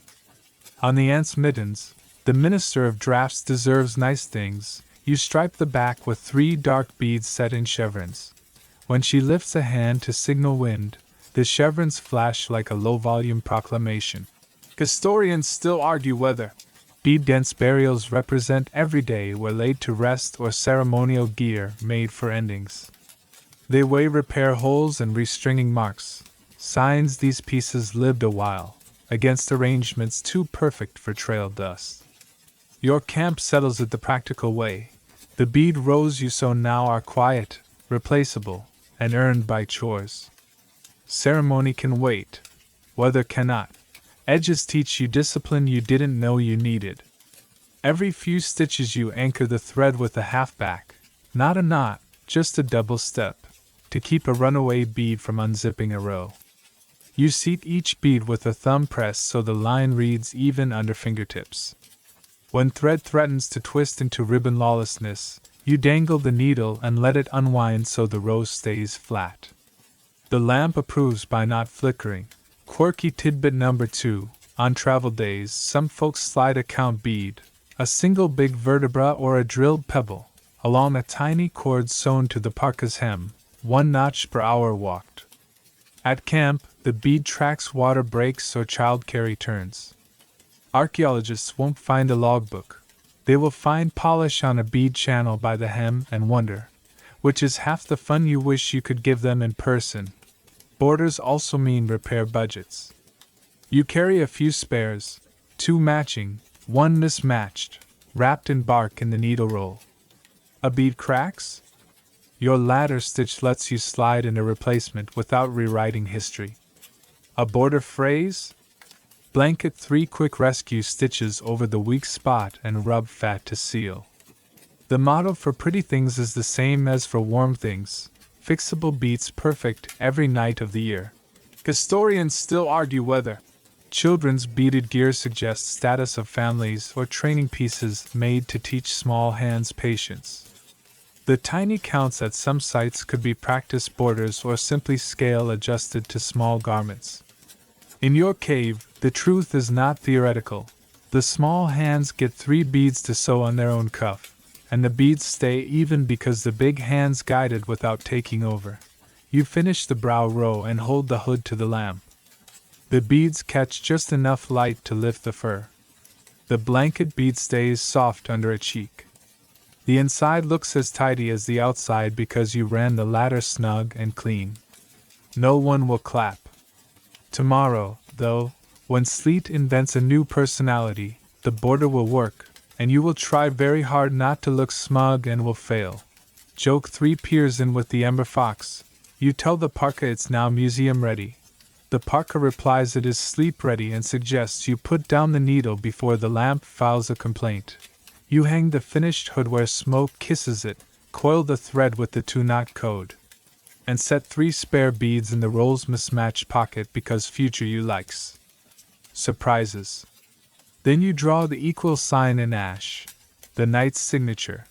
Touch a bead once for luck, and let the room go from sentences to commas. Edges, it turns out, are where warmth introduces itself to the world as taste.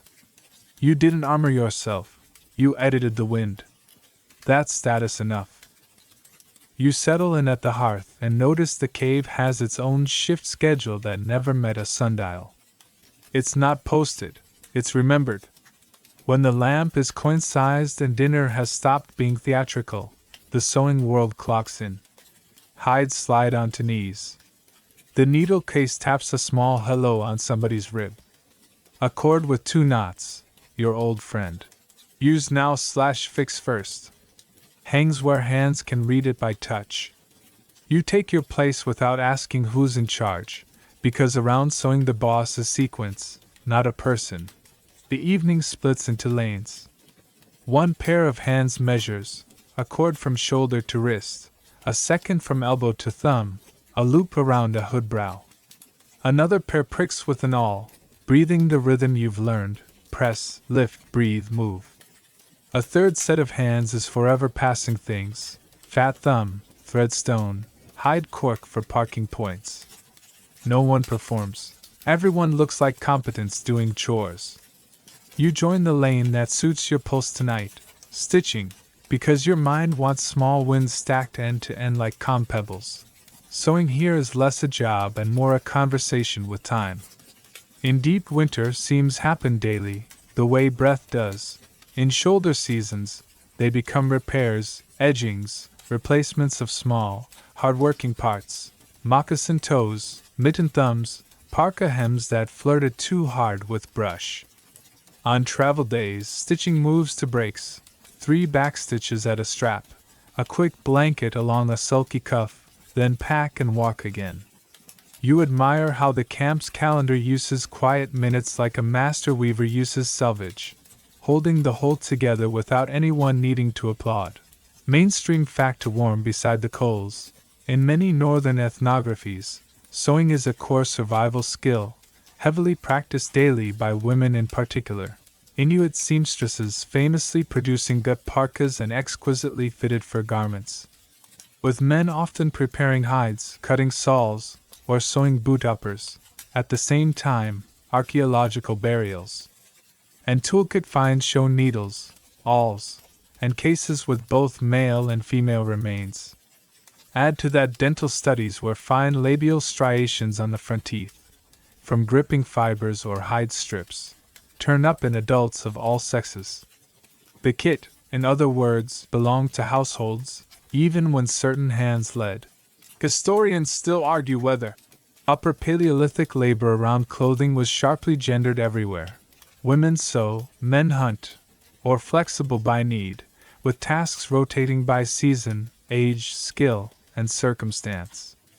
They also debate whether fancy bead-heavy borders signal specialist makers or the collective patience of a family working across evenings. Your hearth takes a position without speeches. Whoever's hand is free threads the next needle. Whoever's eye is fresh checks the spacing. Whoever's back hurts swaps to passing and warming the thread. Status is fit that doesn't chafe. Tonight you play traffic. You receive a threaded needle point into the hide cork. Stitch 6 running along a hood channel. Park the needle. Pass the fat thumb, your tallow nub, to the next knee. Accept the awl for 2 pilot holes. Then send the bird bone case down the line for someone who has entered that particular romance of, "Where did I put the other one?" Joke 1. You call yourself a haberdasher's heron, all beak and handoffs. The ant allows the metaphor because your lane never stalls. A child hovers at elbow height with the apprentice kit. A short scrap pricked in 2 rows, a hair-fine thread, a needle with an eye you can actually see, and a thumb pad sized for small bravery. Your job is not to take over. Your job is to point with breath and eyebrow. 2 stitches in, the child tries to pull like hauling a sled. You give the old signal. Dangle the needle and let the twist unwind, and the line lies flat again. The cave registers a tiny yes. Teaching here sounds like no one raising their voice. Measure tricks hum at low volume. Somebody uses the tooth gauge, that rib with 2 notches, to keep holes honest down a long seam. Somebody else chalks a faint line with ash and spit, knowing it will vanish under the first few passes. When the light drops, a voice calls for the 2-dot thread, mid-weight, and the thread roll answers because you labeled by touch earlier. Across the circle, a wrist lifts, that is the sign for bar tack, and 3 hands quietly make sure the right needle finds the right corner before a stress point becomes a story. Quirky tidbit for your pouch. The camp owns a count song, just a pattern of hums and breaths, that maps to running, back, overcast. On nights with many small repairs, someone hums it, and hands around tiny tasks so every garment gets a little love instead of one garment becoming a masterpiece, and somebody else's sleeve learning to be a window. Also, when hands are cold, someone warms a pebble at the plume's edge and passes it palm to palm. Your fingers return from the North Country in 2 breaths. Workstation etiquette has become gospel without paper. Point sleep, point in. The ladle stone is never the drill shelf. If you set a tool down, you say down. If you pick one up, you say with. The cave, which has known tragedy in other centuries, honors this liturgy by not adding any tonight. Joke 2. You whisper a thank you to the floor for not eating needles. The floor, soothed with ash and habit, accepts the compliment. Mainstream fact, second ember. Repeated activity areas in Upper Paleolithic dwellings. Clusters of microdebitage, abrader slabs, burnished bird bone tubes, and even bead-making debris suggest that making and mending were evening constants near hearths. In some structures, seating rings around fires correlate with tool distributions, scrapers and awls within arm's reach of warmth, heavy flaking farther out. The floor plan itself teaches workflow you can feel with your knees. Rotations respect age without turning it into a ceremony. Young backs do the staking pulls when softening hides earlier in the day. Older shoulders take the measuring and finishing at night. Sharp eyes check symmetry. Steady hands run the blanket along an edge that touches skin. If a back twinges, someone trades jobs without you needing to announce pain. If a mind drifts, the passing lane welcomes it. Not every brain needs counting after sunset. Historians still argue whether specialist tailors existed in the Pleistocene, individuals marked by grave goods with heavy sewing kits, or the even excellence of garments in certain burials, or whether every household carried enough skill to make and mend with occasional help from a gifted neighbor. The truth on your floor is modular. Most can sew, a few can fit, one can fix anything in the dark, and all are grateful that warmth is a thing shared, not outsourced. You catch yourself using the teeth trick your elders warned you about, and then shrug because it works, gently pinching the thread end between your incisors to flatten it for the eye. You make a mental note to welcome future striations on your enamel as honor marks. Across the circle, someone sets a tiny pile of beads by the mitten they're repairing. 2 spare ivory, 1 mismatched shell, your new favorite label, and ties a single count knot in a lanyard to remember who owes who a tea tomorrow. Sewing, it turns out, keeps the ledger as well as the weather. Quirky tidbit number 2, the camp keeps a bad light kit. Needles with slightly larger eyes, thread ends pre-stiffened with a kiss of resin, and a white stone that, set behind the work, pops the silhouette of eye and tip. On foggy nights when the lamp sulks, the kit makes a second blacksmith out of anyone willing. You resist hoarding it. The rule is simple: finish and return. Laughter makes a loop around the circle when someone finds an ancient repair inside an older cuff. A saddle stitch laid decades ago by hands that cared about the same skin you care about now. You lay your bar tack over their bar tack like a handshake across years. No speeches, just the quiet pride of knowing cloth that isn't cloth survives because many hands felt like one long hand. Time here counts differently. You don't say an hour, you say a hood edge, a pair of thumbs, 2 eyelets, and a pocket. The lamp shortens. The ember fox stirs under its ash blanket. The breathing place above the doorstone assures you the plume won't turn traitor while you're half asleep threading. Joke 3.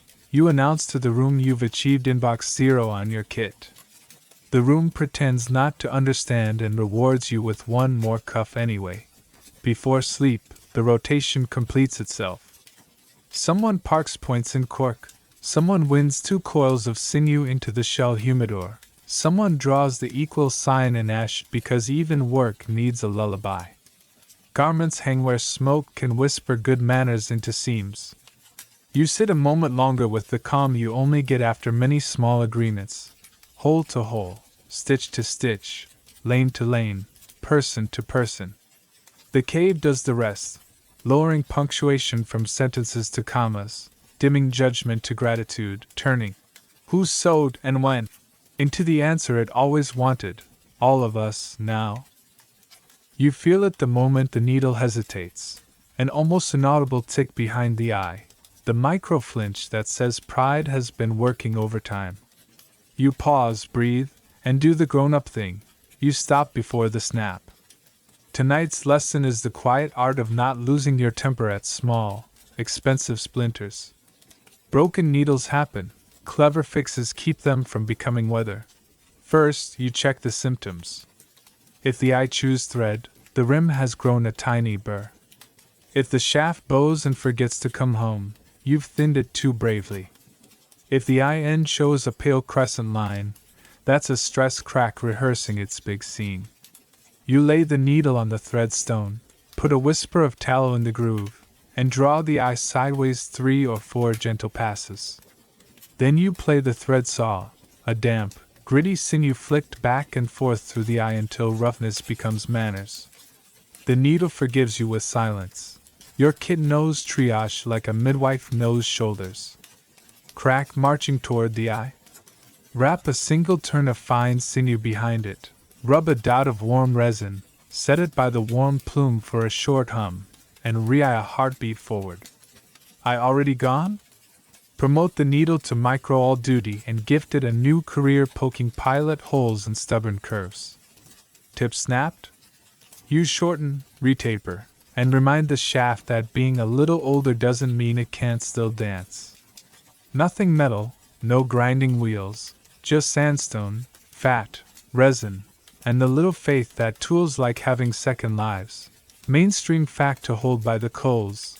In Upper Paleolithic collections, bone needles break most often just behind the eye. Many show resharpened tips, redrilled eyes, and use polish inside perforations from long thread wear. The company they keep, abraders slabs grooved fine, mini drills, bird bone cases, reads like a repair bench.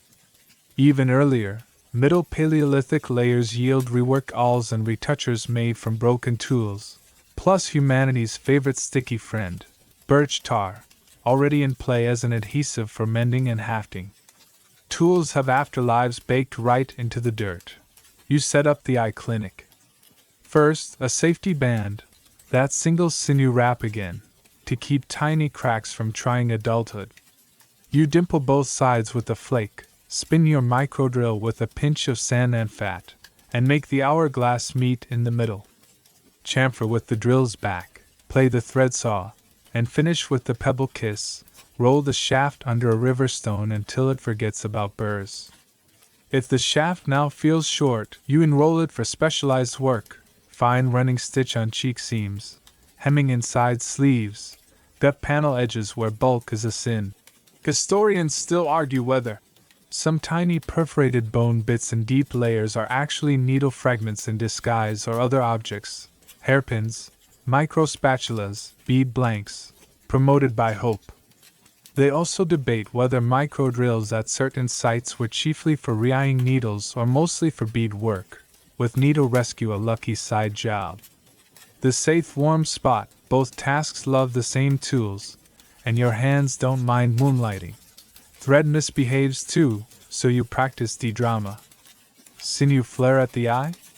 Chew a dot of fish glue from the horn cap, pinch it onto the tip, and count 10. You've invented a temporary needle that slides like it wants to. Twist memory waging war mid-scene? Let the needle dangle. Gravity negotiates a truce. Knots threatening to write biographies? Hide them between seam allowances, then press with a warm pebble so they become fossils no one has to read. Quirky tidbit for your pouch. When light sulks and eyes mutiny, some hands thread by contrast and sound. Dust fingers with char, dust the needle with ash. Hold both against a white stone, and breathe as the thread kisses the eye.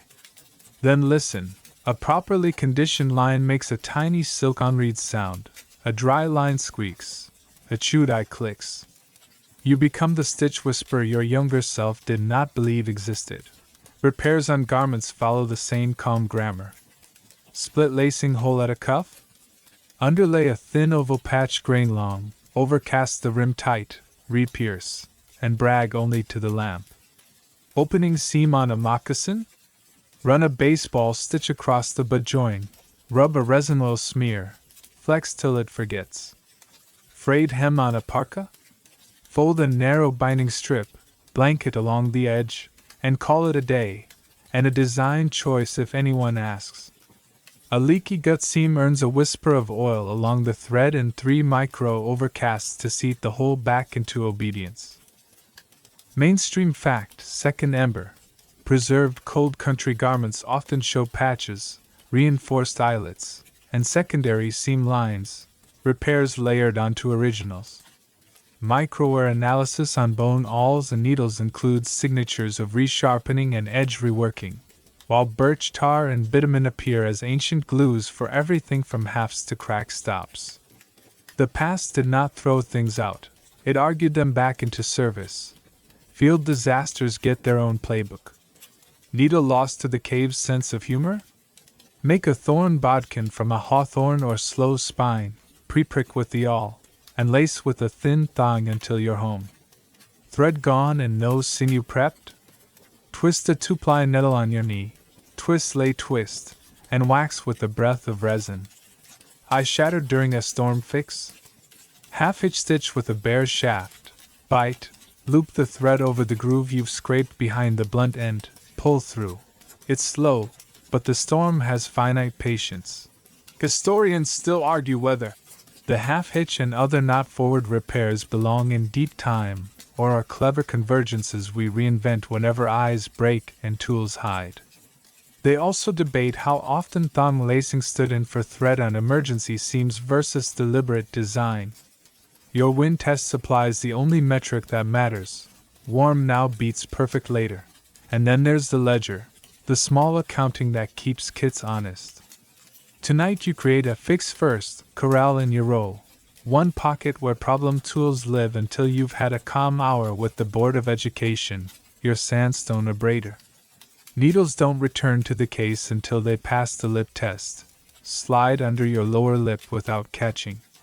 Eyes don't go home without a thread saw visit. Thread coils don't earn the use now, not unless they've taken a fat rub and a stone pass. You're not being stern. You're preventing tomorrow from editorializing. Quirky tidbit number 2. Some folks stroke a hair-fine smear of red ochre along their fine needles, not as decoration but as a find-me trick. A pale shaft with a warm blush refuses to join the cave floor's needle-eating camouflage. When a drop does happen, you dust the floor with ash, rake once, tilt the lamp for edge-on shadows, and sweep with palms. Bone loves to bite callous just enough to confess. Kits themselves need mending. The bird bone case lip, worn by years of cord, gets a ring collar, a short antler slice grooved and stitched on, so the cap keeps faith. The thread stone's groove deepens? Flip it, cut a new shallow trench with a flake, and dedicate the old groove to coarse cord. The all cork splits? Wrap it with bast and a touch of resin, then gloat privately about your shrewdness. Historians still argue whether the presence of repair kits in graves marks specialists, or simply favorite tools traveling with their people. They also spar over whether bead layouts around cuffs and burials are original or resewn for ceremony. Your answer remains the least romantic and the most useful. Everything shows repair if it has been loved long enough. You establish a ritual to keep repair from feeling like a punishment. You never fix cold. You warm a pebble, you warm your hands, you let the cave breathe politely, and then you begin. 6 stitches only, then a shoulder roll, a sip of hot water, 6 more stitches. You keep a mismatched bead wrapped in bark for the last stitch of a long mend, a tiny flag for the you of later. This is the patch with the story. Joke 1. You tell the patch it's a limited edition. It agrees, because scarcity marketing works even on leather. On good nights you even run preventive medicine. A row of bar tacks at the corners of a pocket that hasn't failed yet. A second line inside a long run that felt vague under your palm. A resin thumb along a baseball seam that will see wet. You press each decision with the ribbed spoon, talk, and file it under. You'll thank yourself? Joke 2, you call this tuning the weather. The ant calls it being old enough to remember last year. Your last act is the hospital shelf, a tiny bark tray where recovering tools nap, the re-eyed needle, the retapered awl, the case with its new collar. Nothing returns to circulation until it feels like calm to the pad of your thumb. The room approves by producing no accidents for the rest of the evening. Mainstream fact, 3rd Ember. Across sites, archaeologists find tool biographies written in wear, edge renewals, resharpening, resleeving, and adhesive residues, birch tar, bitumen, where cracks were stopped or parts married back together. The past's garbage is often the present's inventory. Almost nothing that took hours to make was allowed to end after one mistake. Joke 3 bows out with the ember fox. You hold up your freshly re-eyed needle and tell the room you have successfully taught an old bone new holes. The room pretends not to laugh. The lamp flickers once, which is the same thing. You draw the equal sign in ash because bedtime still wants its autograph. Roll the kit with the fixed first pocket on top so morning sees it, and set the case by the ladle stone where your hands can find it without waking your eyes. Tomorrow will do what it wants. Weather always does. But when a scene complains, you now carry the softest kind of power, the ability to persuade it back into kindness with 2 inches of patience and a needle that learned resilience. You stand, stretch the shoulders that have been negotiating with thread for weeks, and feel a larger map unfold behind your eyes. The kit on your belt is small. The weather it talks to is continental. When you step to the doorstone and test the breathing place, you are also, whether you admit it or not, rehearsing 1,000 miles of breathing places, cave mouths, tent flaps, spruce breaks, river bends, each with its own way of saying behave. The bird-bone case taps your ribs like a metronome for walking. The parka creaks softly where blanket stitch rims meet morning. You light the ember fox in its bark scallop, draw the equal sign in ash, because habits are passports, and go see how far sewing can carry a body. The first thing you notice, after the snow reminds your ankles who's in charge, is that your kit works everywhere. On the mammoth step, the wind only agrees to be reasonable if your hood cups the skull, if the gusset under your arm lets you lift a spear, if your moccasin seems sip instead of argue. In birch country, the windows shine rain off your shoulders just as politely as they did back home. The grammar of stitches doesn't need a translator. Running, backstitch, blanket, baseball speak fluent weather in languages the sky understands. Mainstream fact to tuck under your belt, across Upper Paleolithic Eurasia, from the Central European plains, Dolny Vestinis, Pavlov, to Siberian camps, Yana RHS, Malta, Sungir, archaeologists find eyed bone needles, bird bone cases, abrader slabs, and clothing ornaments sewn to hides. Bead rows track around wrists and hoods. Needle eyes are drilled and chamfered. Shafts carry use polish and snap behind the eye, the way yours threaten if you get proud. In short, similar toolkits bloom wherever people insist winter is a negotiation, not a verdict. You move east in your mind and the horizon grows huge. Reindeer paths write calligraphy across glare ice. You follow the punctuation with grass socks inside soft sole moccasins that whisper instead of squeak.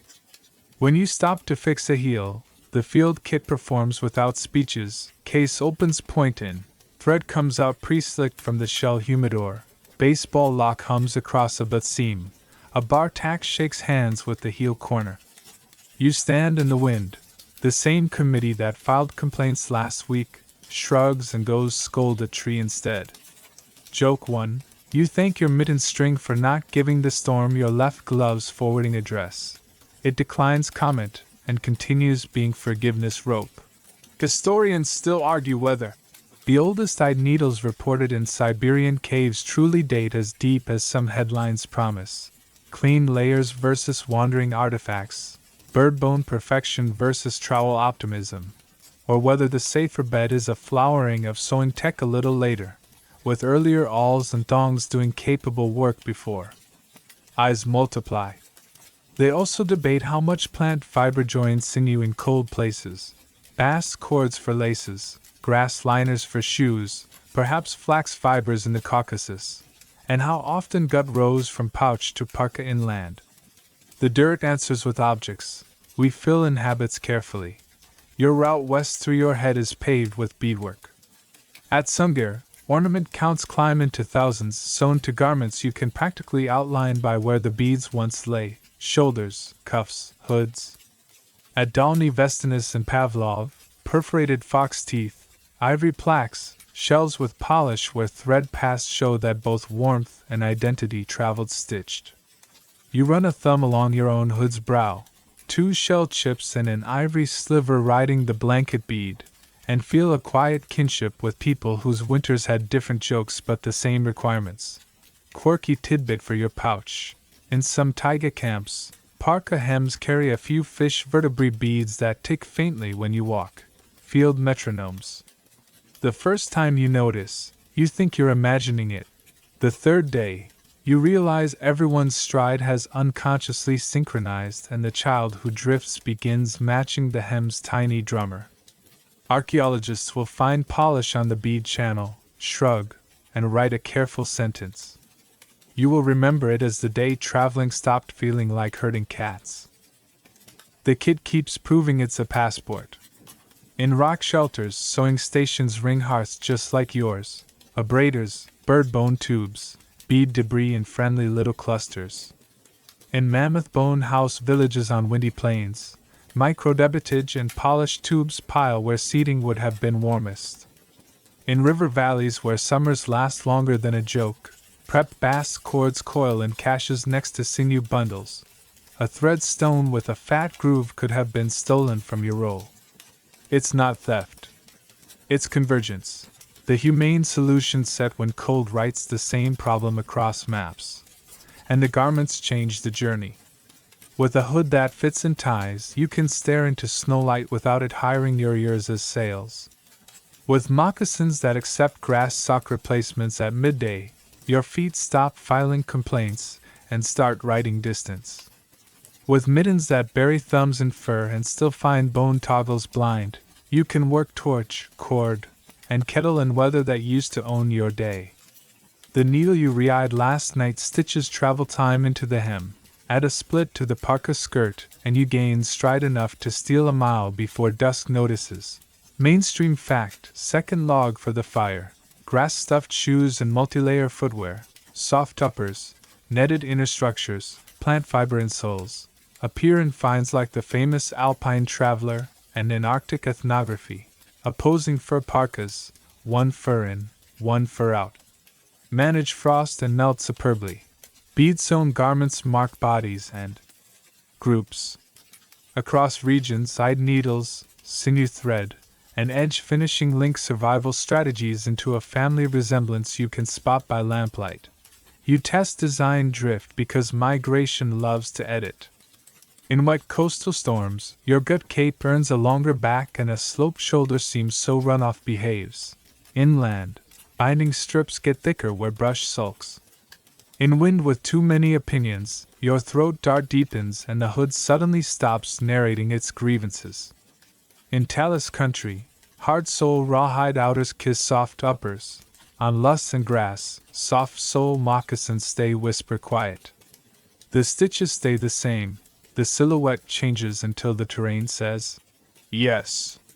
Historians still argue whether the spread of fitted clothing was the key allowing people to push far into high latitudes, a technology as decisive as fire and projectile tips, or whether clothing simply kept pace with other lifeways, storage, social networks, hunting strategies, as populations fanned outward.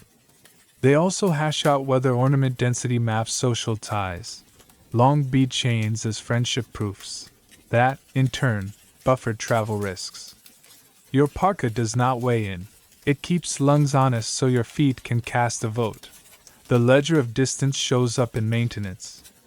Every 7 campfires, the baseball seam on your left moccasin asks for a resin thumb.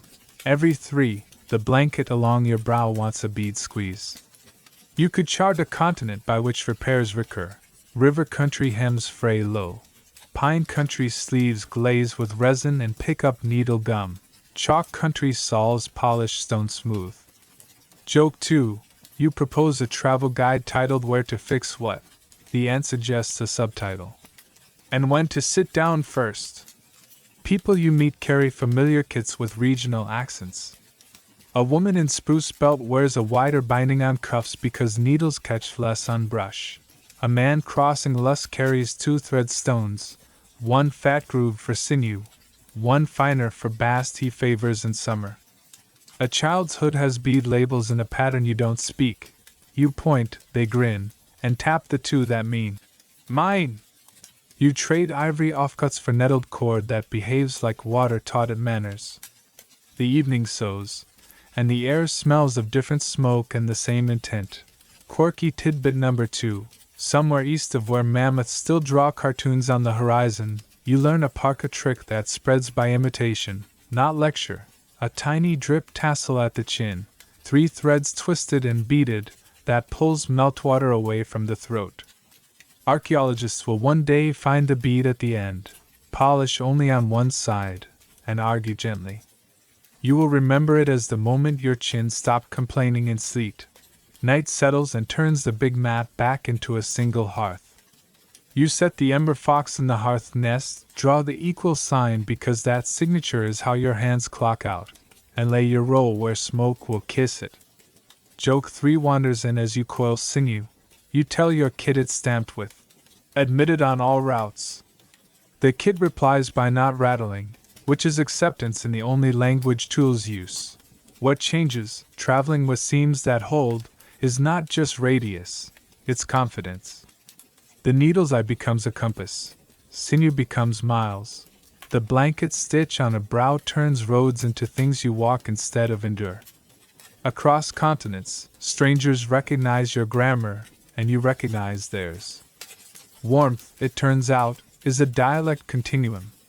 You lie down under a sky that speaks cold in different accents and realize you now speak reply. Before sleep, you run a fingertip along the hood rim and feel the bead line you set in camp number 100 and whatever. It's still tidy. The wind outside rephrases its argument, and then, not finding a seam it can exploit tonight, chooses a less well-dressed hill. You smile into the dark, soft, smug, and grateful, and let the cave lower punctuation from sentences to commas. Tomorrow the map will unfold again. Your kid already knows how to read it. You lie back and realize the story your seams have been telling, quietly and with excellent manners, is bigger than mittens and hems. It's about what changes when a body stops bleeding heat into the sky. The hood you shaped last week cups your ears like a patient hand. The blanket bead along your brow keeps frost from auditioning for the roll of eyebrows. The moccasins think like river stones instead of kindling. And then bedtime, oh bedtime, stops behaving like an athletic event. The cave doesn't have to win the night anymore. You do, with the gentlest possible equipment. You notice it first in sleep. Your breathing stops bargaining. Your shoulders stop inventing defenses. Your bones go from braced to arranged. Warmth isn't a drama, it's a default. And that means mornings arrive with a brain that isn't still translating shiver into grammar. Joke 1. You wake up and for the first time you don't mentally compose a treaty with the blanket. You simply sign it. The ember fox under its ash blanket winks as if to say, welcome to civilization. Better garments change range. A coat that fits lets feet go any direction without filing complaints. A hood that ties turns sidewind into background. A sleeve with a gusset lets you reach over your head without sending a memo to the seam. Distances soften.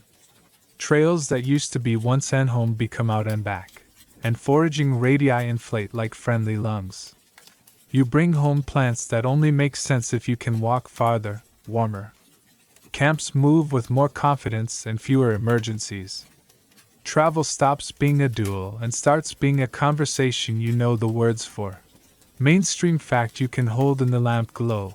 The appearance and spread of eyed bone needles in upper Paleolithic layers across Europe and Siberia, slender shafts with hourglass drilled eyes and use polish, correlate with tailored clothing, hoods, fitted sleeves, shaped footwear. Genetic studies of clothing lice suggest clothing itself became a standard human habit deep in time. Preserved outfits, from Arctic gut parkas to an alpine traveler's hide leggings, grass-stuffed shoes, and multi-panel coat, show design choices that keep heat in and wet out. Clothing wasn't just modesty, it was infrastructure. Warmth buys hours. When night stops being competitive, Evening turns into a workshop on purpose, beads aligned, edges bound, repairs done before they become stories. A calm night produces better mornings, and better mornings stack into competent weeks. Your kit, bird bone case, threadstone, two-knot cord, migrates from nice to have to how we live. Even the way you store rest changes. Fur on pads where hips complain, gut lampshades that hush drafts, a hood that doubles as sleep mask when moonlight insists on opinions. Warmth buys people, too. Infants who ride in fur-lined slings under a parka's windproof shell stay warm enough to nap the miles you need to make. Elders with elbows that used to veto weather now walk one more bend because the cuff doesn't preach. Historians still argue whether the biggest demographic boost from better clothing came from infant survival on cold days, longer foraging windows for pregnant and nursing adults, or simply less illness from nights that stopped being exams. The record won't pick a single hero. Your camp votes with cradles and laughter. Clothing invents pockets even when you don't call them that. A stitched-on pouch with a bone toggle becomes a place where spark kit, needle case, and mismatched bead live without needing to be remembered every 6 steps. A belt loop stitched with bar tacks means a stone blade travels blade in instead of surprise out. A sling sewn from gut panels is suddenly a clear bag where dry tinder shows its face and reminds you it still exists. Storage, in other words, steps onto the stage wearing a coat. Quirky tidbit for your pouch. Around some Arctic hoods, people prize wolverine fur because frost won't stick. The guard hairs shrug off rhyme the way a good friend shrugs off drama. You can hear 1,000 years of practical applause in that detail. On your own hood, the bead row at the brow does a lesser magic. It lifts fur just enough that meltwater chooses elsewhere. A tidy edge is beautiful. A tidy edge that drains is policy. Warmth changes work. With a dry core and obedient cuffs, you can grip tools longer before fingers start writing poems about pain. Sinew handles better when your hands aren't numb. Awls push straighter when wrists aren't inventing tremors. A quiet night's sleep plus a coat that fits equals a day where the sharp end of the plan actually happens. Suddenly the ledger of the camp leans toward done, hides softened, traps mended, baskets lined, kids taught the difference between whip stitch and whip the dog with a willow, don't. Clothing also gives shape to identity without needing a speech. A border pattern says household. A bead mismatch says mine.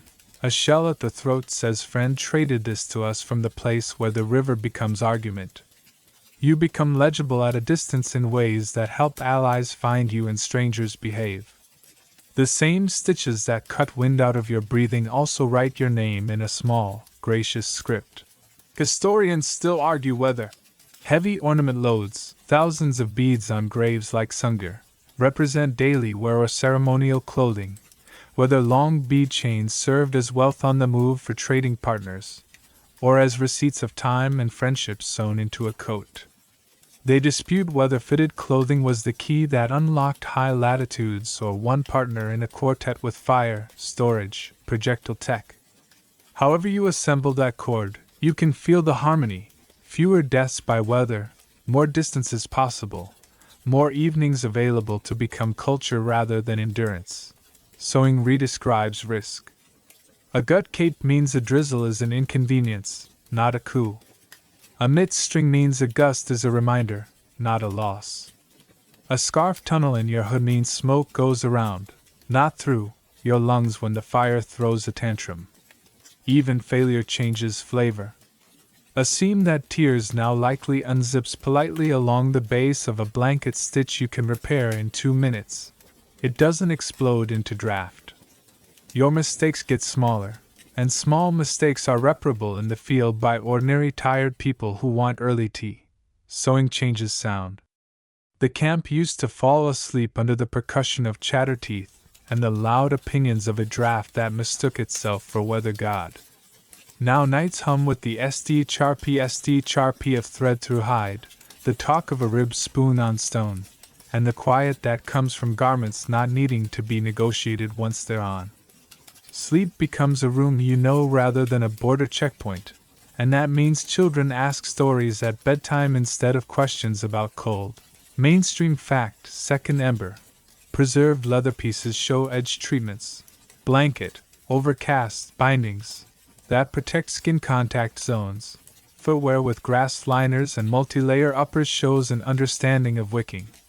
And comparative physiology loves to remind us that small reductions in heat loss can tilt energy budgets toward repair and growth. Even simple additions, hoods, pockets, drawcords, reduce exposed area, convective loss, and evaporative penalties. Sophisticated phrases for you stop shivering and start thinking. Sewing changes time. Because you can sleep deep, you dream longer. Because you dream longer, you wake with plans instead of threat assessments. You find you can afford patience. With a child threading a needle, with a hide that wants one more steak and smoke session, with a neighbor's story that deters but eventually arrives. Patience builds skill. Skill builds spare capacity. Spare capacity builds the kind of beauty that can also function in sleet. Around the hearth, culture becomes a daily habit rather than a festival you only manage when the river behaves. Quirky tidbit number 2. In some camps, the sleep hood gains a tiny pillow loop, a strip that catches a warm stone wrapped in hide so it will stay put against your neck as it cools. You could live without it, you choose not to. Comfort is not a sin. It's a strategy that pays back tomorrow. So what did sewing change forever? It turned weather from a warden into a neighbor. It made distance edible. It freed evenings for teaching and mending and small jokes that are secretly survival manuals. It allowed pockets, literal and social, where tools and favors accumulate. It wrote names and beads and policies and edges. It let babies sleep, elders walk, and you, yes you, wake up in the middle of the night only because the ember fox shifted politely, not because cold arrived to audit your bones. You bank the coals, draw the equal sign in ash because the night still wants its autograph, and touch the hood rim once to confirm the bead line is true. Joke 3. You inform your parka that you're filing a complaint about excessive comfort. The parka promises to do worse tomorrow. You lie down and feel the oldest technology in the world, softness, arranged, write you a pass to morning. Wind down the cave has learned your bedtime by heart. The ember fox curls small and sure beneath its ash blanket, and that soft red hush is enough to tell your hands they're off duty. The needle sleeps point in. The bird bone case taps once against the ladle stone as if to say, present, and the thread roll settles where smoke will remember it kindly. You draw the equal sign in ash. 2 calm strokes your muscles make without asking, and the room answers by lowering its voice until every flicker sounds like breathing. You can feel today's seams loosen into comfort. The hood's blanket stitched from resting like a warm thought along your brow, the parka falling into its own good drape, the moccasins holding their quiet handshake with the floor. Somewhere, a bead at the hem ticks once and then decides there's nothing urgent to count. Wind noses the doorstone, reads the grammar you sewed into the edges, and chooses another hill to edit. Your shoulders, having negotiated with weather all day, sign the simple treaty of sleep. Let the mind file its little tools. Fold the all into a good idea for tomorrow. Set the thread back on its shelf of patience. Leave one small kindness on the bench, a spare bar tack promised to a cuff, a bead saved for a child's hood, and let the promise keep itself while you rest. Breath in, like the plume rising, breath out, like smoke remembering the path it prefers. Longer now. Quieter still. If thoughts return, give them easy work. Count stitches along the hood edge until numbers melt into the feel of softened hide. Trace the path from needle's eye to knotless seam to warm wrist. Picture a line of ash, and the way it always means enough. The room will finish the chores you started. It will keep the fire friendly, the drafts polite, the night unremarkable in the gentlest way. close your eyes. Let the last light live on the bead line and then dim. The tools will be where you left them, the seams will remember their manners, and morning will arrive with a smaller list and a softer voice. Sleep now. The oldest technology in the world is already working on your behalf. Sweet dreams. You kneel by the hearth where light turns hides into a soft topography and smoke draws the smallest map of the evening on your sleeves. And you pick up a sliver of bone that looks more like a splinter than a tool until your palms remember why it matters. The hide on your lap.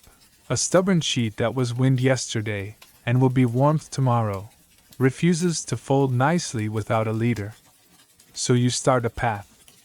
You set the awl tip on the grain, breathe out so your hands relax, and press until the skin yields with a polite pop, not a tear.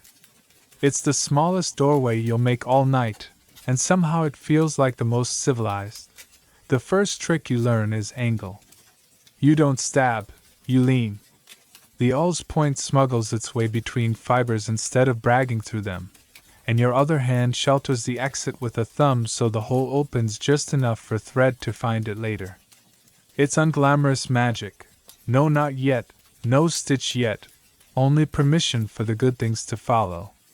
Still, the hide behaves differently after every tidy puncture, as if the sheet senses it's about to become a garment and decides to cooperate. You turn the awl in your fingers and feel its biography. This one began life as a long bone from a deer roasted near last month's coals.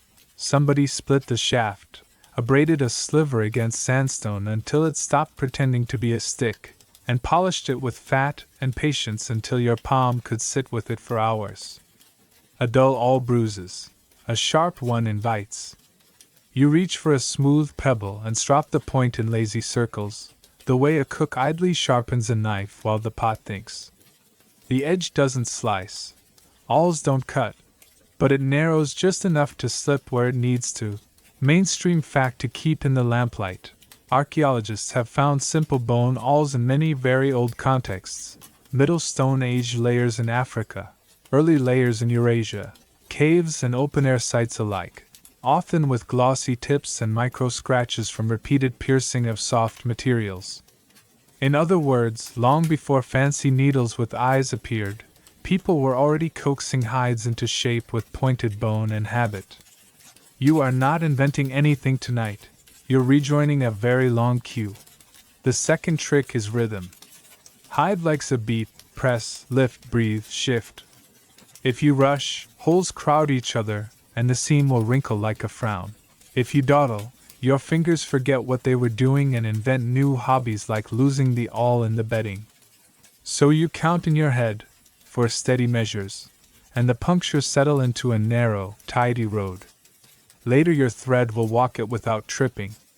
For now, you just enjoy the way the row looks like beads you didn't have to carry. You try different spots and feel the hide answer back in dialect. Thin belly skin accepts the tip like a compliment. Thicker shoulder patches want a firmer conversation. When you hit a scar, the hide's old biography interrupting your own, you back away, change the spacing, and go around. The seam will live there a long time. It deserves your patience. The awl warms under your grip, and a tiny crescent of shine blooms where it moves. Use polish, a museum word that simply means someone cared. Quirky tidbit for your pocket. Some camps like to warm an awl's point just barely over the coals, then roll it between fingers so it carries a breath of heat into stiff hide. Not hot enough to scorch, just a whisper that helps the fibers relax. Another small cheat involves saliva. A quick lick on the tip makes plant bast or sinew behave as you open the hole, the way a wet fingertip tames a thread. None of this is heroic. It's kitchen wisdom with bone and skin instead of pots and pans. The hide on your lap was softened earlier with brains and elbow grease and a little smoke. The kind of long afternoon work that gives evenings their ease. Tonight is the delicate part. You lay two edges together, pricked with your new pathway, and imagine the seam before the thread exists. Does this want to be a hood curve? A moccasin throat? A mitten thumb that will keep a wrist very quietly grateful? You think about wind, because wind is the real tailor out here. You design for how air travels over knuckles and past collarbones, and the awl becomes a pencil drawing the sketch you'll color with Sinew later.